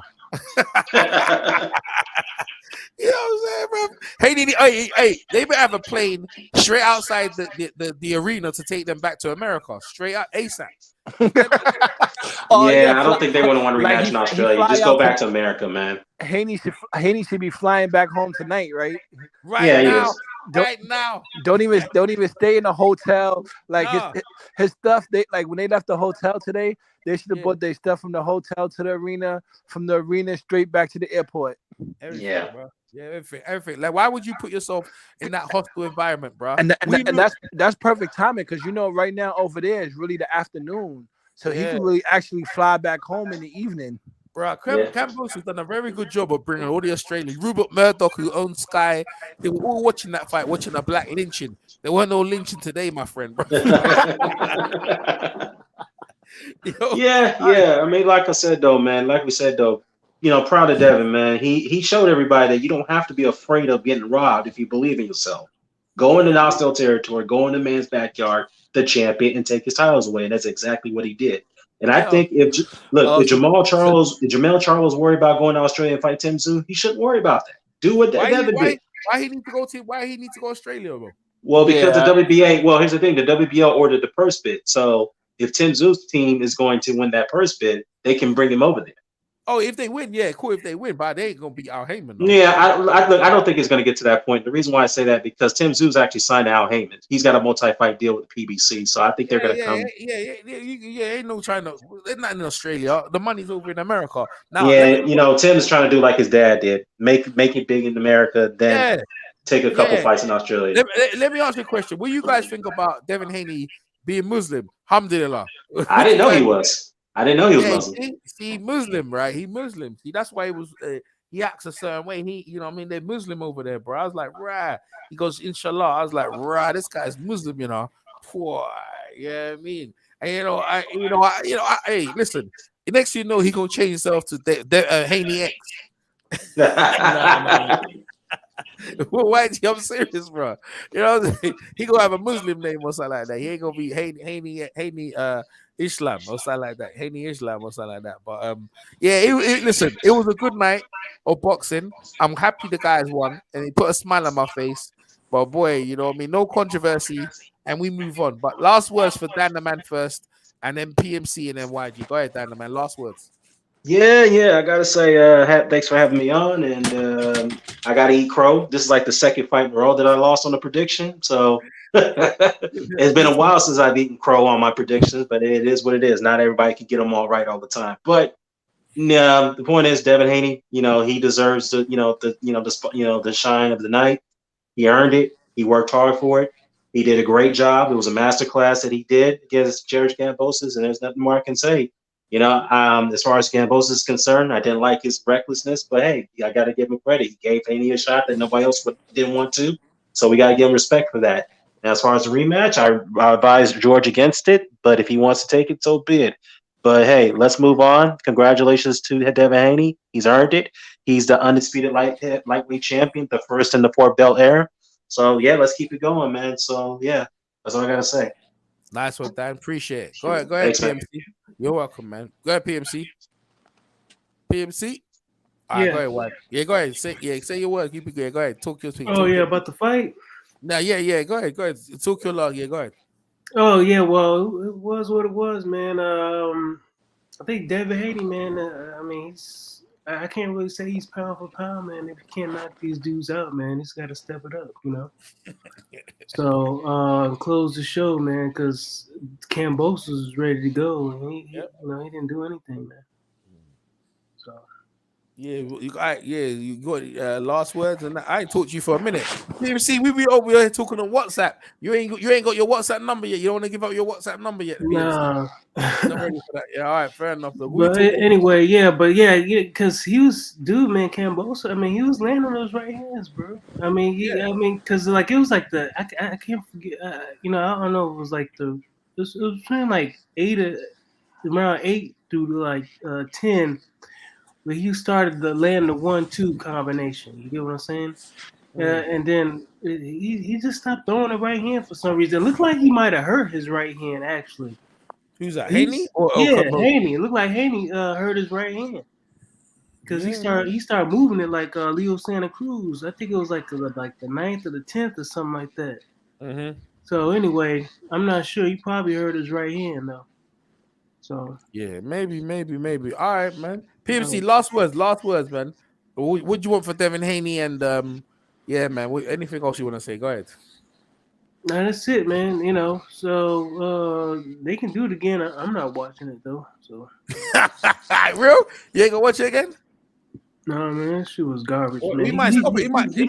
He could have stopped the dude, but I think Kambosos just got to learn how to cut him off and get him to go to his right and just throw that combination, pretty much like Canelo does. Mm-hmm. He throws a looping left hook and throws the overhand right. Mm-hmm. Catch guys, you know. So he just throws the left, he cuts off the ring, throws the left, and throws the right. And if he was to do that and learn how to do that on Devin Haney, I'm pretty sure he'll get him the left right combination. Yeah, maybe he got to do a lot of things, but I just like stoppages. All right, PMC, appreciate you coming over, man. Nice one, PMC. YG, you're welcome, man. YG, go ahead. Yo, EJ, I appreciate you having me on, man. Shout out to my people forever foreign. You know, y'all can catch me on Instagram at YGKnight937. Look out for my boy Ralito. We about to drop some exclusive hot fire music. You know how that already go. And EJ, man, the only thing sweeter than me getting paid off for this fight is you getting it wrong. Yo, bro. Yo. Hey, you caught it good though. I ain't gonna lie. See, I have to see. I'm on wax now. We live now. Like, so I picked so a couple of fights. Dillian White. I picked Dillian White beat Fury. I lost that one, and I lost this one. I thought George Kambosos, the situation would, and listen, the right man won. So yeah, you right. Go ahead, YG. Yeah, you right. Right. Yeah, like PMC said, I'm not really interested in seeing a rematch, but if they have it, I'll probably put another couple dollars down on it again. I know the bet odds is probably gonna be way different too. Devin Haney probably gonna be a big time favorite. Yeah, where it'd probably be hard. I probably would have to put another parlay down to get properly paid off of that, because he probably gonna be like a big favorite, like almost 3 to 1. What you call it, like, because this is a lopsided fight. The boxing skills and the footwork is just too much. Like I seen that coming into the what you call it. That's why from now on, like, good boxers can take away a puncher's chance. Yeah, because of a puncher, especially if it's a puncher that doesn't set up his punches, like, and I mean set up, like you do other things, you go to the body, you work them, and then you just try to knock them out. But if you go in there and you just try to knock out a boxer, he's gonna take that punch away. If your left hook or your right hand is your money punch, whatever your money punch is, he's taking that away. It's like Bill Belichick. Whatever your team does good, he's taking that away first. You got to do your secondary thing good to beat him. And we've seen that Kambosos, he doesn't. What else did he do good but the right hand? We only know his right hand because Teofimo walked into it. His mind wasn't right for that fight. He tried to come out and spark the guy in the first round when he could have just wore him down a little bit and knocked him out later in the fight. But know what I mean? That's just how the cookie crumbles on that one. I know he's somewhere kicking himself about that because he basically let Kambosos really build his name off of him. Yep. And that's just, that's just bad. And a lot of people was happy that Teofimo lost because they felt he should have fought Devin Haney from the beginning. When he was like type ducking that fight, he should have just fought him for Undisputed. Like he probably would have had more people in his corner going to that fight, and his whole situation of blowing it up, because that's what was his big issue, is that he didn't fight, and then the money struggles and the problems. I'll tell you one thing though nothing kill a relationship faster than money struggles. Yeah, that's why if you got your lady, you take her out, you treat her nice. Like when I cash out, I'm gonna take my lady out and we're gonna go eat some lobster. Yeah, she's still gonna leave you and come to Egypt. Don't worry, I'm gonna tell her you said that too. Yo, that's what's up. We're gonna come visit you in England. I'm gonna tell her like, yo, this guy said you was gonna leave me, right? Yeah. Yo, you YG, why live up? Hey, YG, man. Close up, man. But yeah, nice one, YG. Go ahead. But definitely though, you like always, yo. You already know we're gonna be probably we're gonna definitely link up during the weekend, chop it up like how we usually do, especially because basketball, we usually always we actually do a live for basketball, so y'all definitely could check that out. Do that. Yeah, and then we also got Game of Thrones coming back because we used to have our live talk. The people out there that tune into your channel, they know Game of Thrones with me and you is something heavy. Yeah. So we got to get back into that, but. You already. I definitely appreciate you, EJ, and we're gonna chop it up later. Yo, fast YG. Yo, they bring that show back? Yeah, they got the sequel coming out. I mean, the prequel coming out, and I think it should be like around August. Yeah. It's coming up, man. And you got Obi-Wan. I know you got Star Wars, Obi-Wan. That's looking good too. I've been watching that one. Like I don't know if you watch it, PMC, the Obi-Wan. Like it's like the prequel thing with the guy. It's good as well. So that last episode, it's a movie or a TV show? It's a series. It's a series on. It just started like 2 weeks ago. Man, Obi-Wan a hater, man. It's on episode 3. Obi-Wan, why you say Obi-Wan a hater? Why he you was hating on Luke and shit, man? He made Luke go all fucking nuts and shit. Obi-Wan made Luke go, well, man, he was trying to hold him back, man. Luke was a star and shit. And now you're talking about Anakin. You're talking about Anakin. Anakin. Yeah, not Luke, but Anakin. Yeah. Luke's father.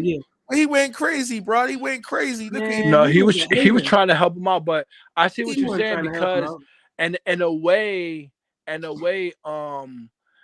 Obi-Wan is the reason why that happened, because Obi-Wan told Anakin's girl that he killed the little girls, the children's, and that's why she ended up dying. She really, because if you go back and watch the movie, they said, oh, it's like she gave up on life. Yeah. But she only really gave up because Obi-Wan told her that Anakin killed the kids and he turned bad. Yeah, he did kill the kids though. Yeah, he did though. But he only killed the kids. He only killed the kids because it's the chicken before the egg thing. Because remember, he had visions that his wife was dying, but the only reason why she was dying because Obi-Wan told her. Yeah. So it's a big circle thing, and then that's what made him go turn bad to and do that to go kill it, because it was running from time. It was running from time. If he never, that's why a funny thing is that whole you don't want to know the future thing, because if you know what's going to happen in the future, you think you're doing something to change it, but what you're actually doing actually causes the future to happen that way. But why he killed the Sam? He killed the Sam people because they killed it. They battered his mom, innit? They weren't Sam people, they killed his mother. They were just Sam monsters and shit. And she was okay with that. Yeah, but but you see the thing, he should. Yeah, but when he became big, why didn't he go see his mom a long time ago? He should have went and go see his mom. Yo, man, you had a jet. You could have said, "Yo, I'm gonna go see." No, he was an apprentice. He wasn't a Yeah, but you could have still go see your moms though, couldn't you? No, he couldn't have. He couldn't leave halfway across the galaxy to go back to his what you call it. Yeah, well, he had a ship. Let's not even forget that his mom was a slave. He didn't find out that she was sold out of slavery until when he got back there. Yeah, her husband. She was banging Darth. She was banging Darth Morph.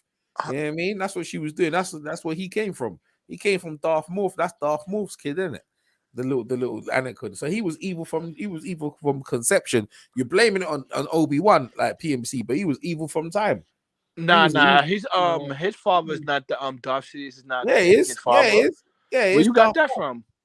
From the TV series. Everyone knows that. Darth Morph was his dad. Everyone know that. He was evil. He was a Sith from Wait, born. you saying the senator was always Anakin's father? Nah, not the senator. Darth Morph, the one, the one with the blades in the first one. In the that guy was his father? Yeah, that was his father, man. He was the one you talking about the one that Obi-Wan killed? Yeah, the one that was his dad. Yeah, that was his dad. Yeah, that was his dad. Everyone know that. I didn't know that. I thought that guy that guy looked at two. That's why Darth Morph could sense him. He was a Sith. That's why he realized. That's why he was molding him. You know what I mean? He realized. You know what I'm saying? You know what? That's probably because Darth Morph probably raped his mom and shit. Yeah, he raped his mom. Yeah, he raped. Yeah, there he is. That's what I'm saying. That's what I never knew. Where you got that from? That was in that part was in the movies.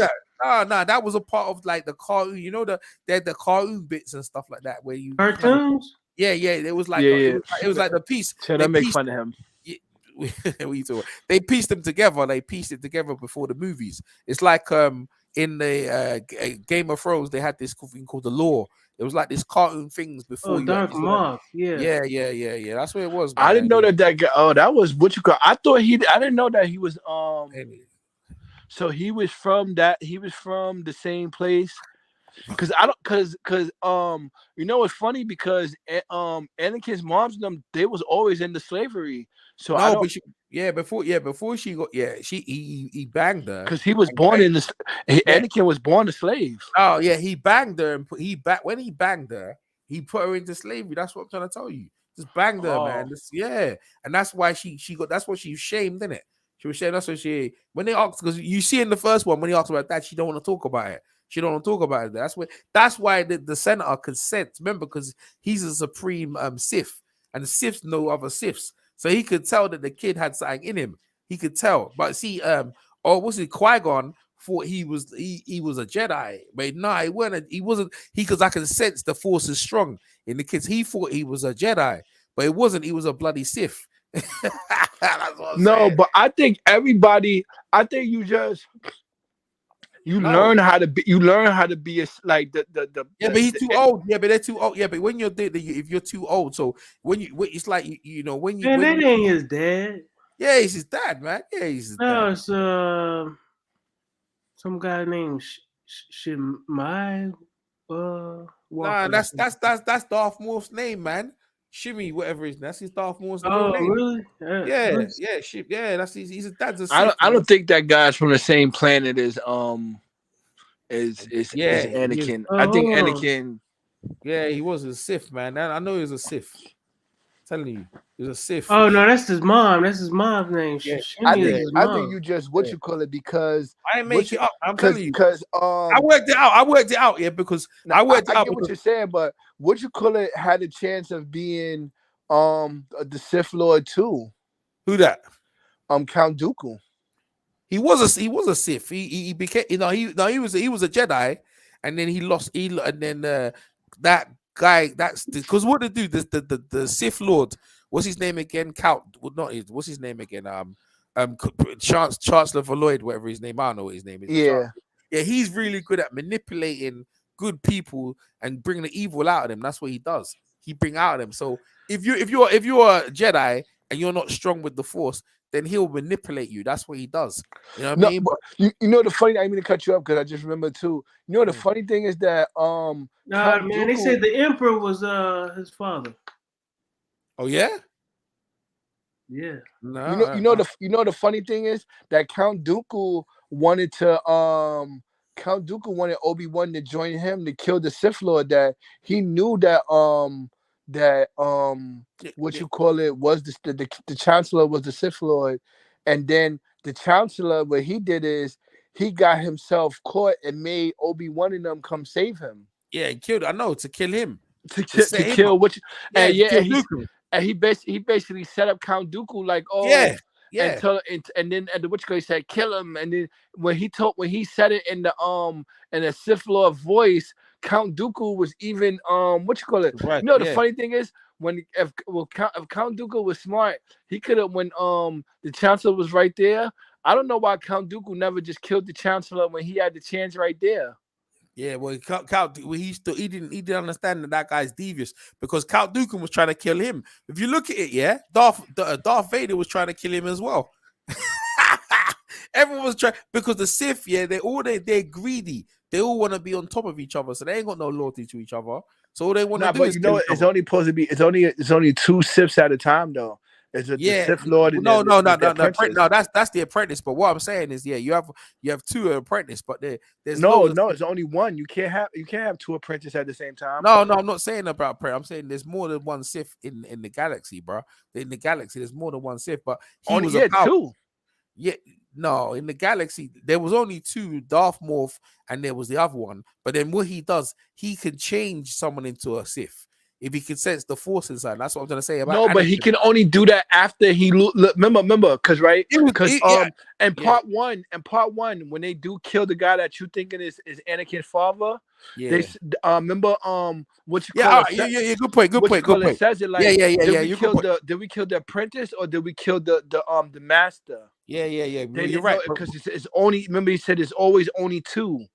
Yeah, so even after when the and like part 5 and part 6 when it goes into the the old one, because like they did it backwards, like they made 3, 4, 5 first. Yeah. So when in those 3, like when it goes into the later times in the Jedi already like washed out and they on the run and all of that, like he doesn't have more than, like, even after he makes Darth Vader, he doesn't have another apprentice after that.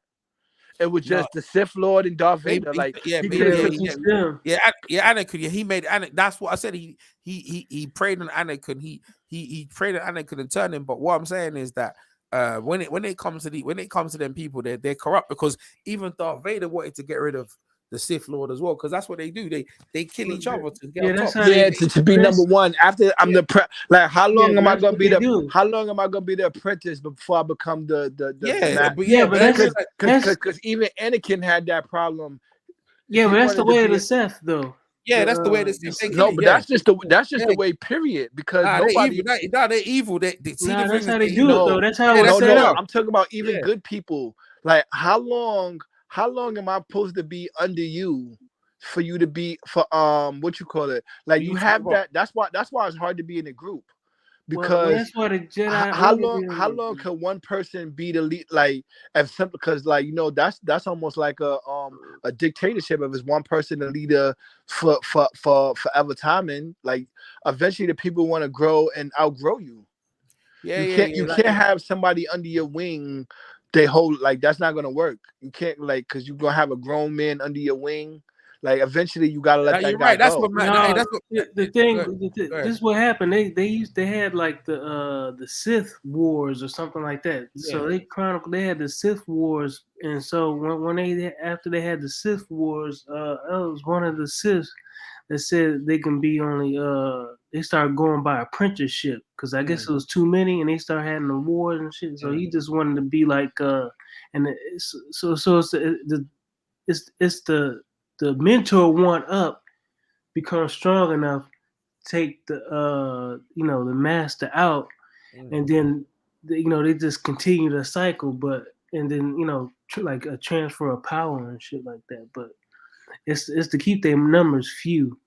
I see what you're saying, but what I'm saying is, like, all right, for instance, like if I could go into like an X-Men thing, like his first Xavier, he first, like, he had Iceman and all of those guys when they was all younger, and then they outgrow what you call it and they leave. Like a grown man is not gonna really be under your wing. How long you think you're gonna have a grown man under your wing?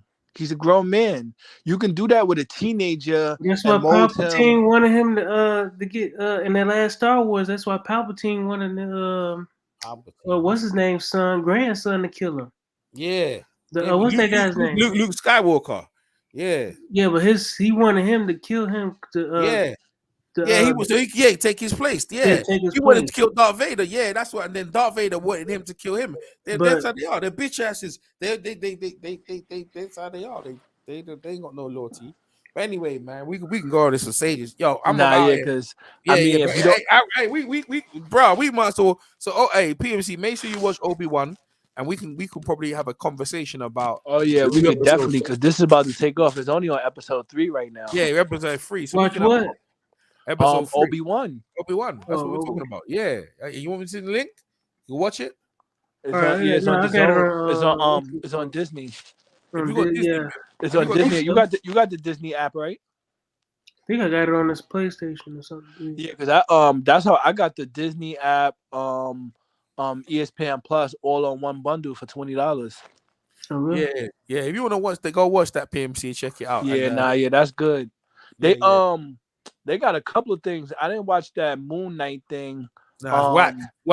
They got they got that Miss Marvel coming out. I ain't interested. Whack. What, Miss Marvel?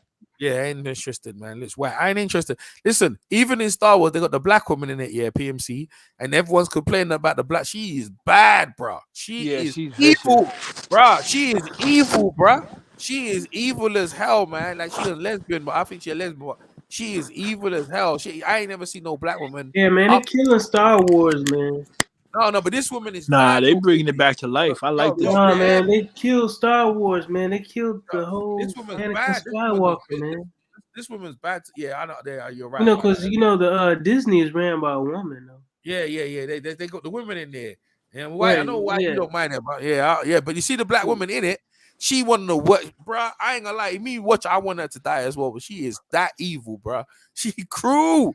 I don't like watching it no more, man. Nah, she trying to earn her slot, man. Ain't no more guy movies, man. You know what I'm saying? Yeah. Nah.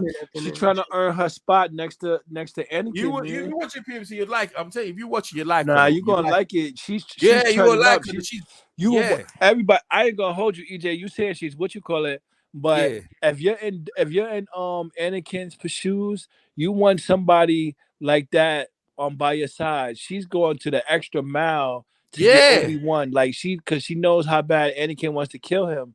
So she was hunting him down, going through town. They turning the whole town upside down. It's always like that. He's cruel. That woman was cool, man. Cool. That's why they always say the victor gets to write history. Yeah. Hey, I'm out of it, man. Yo, PMC. Nah, definitely. Yo, I'm gonna hit y'all guys up, man. Peace, man. Yo, y'all take care, man. Peace out, man. Nice one. Thanks everyone in the chat. Take care. Bye-bye.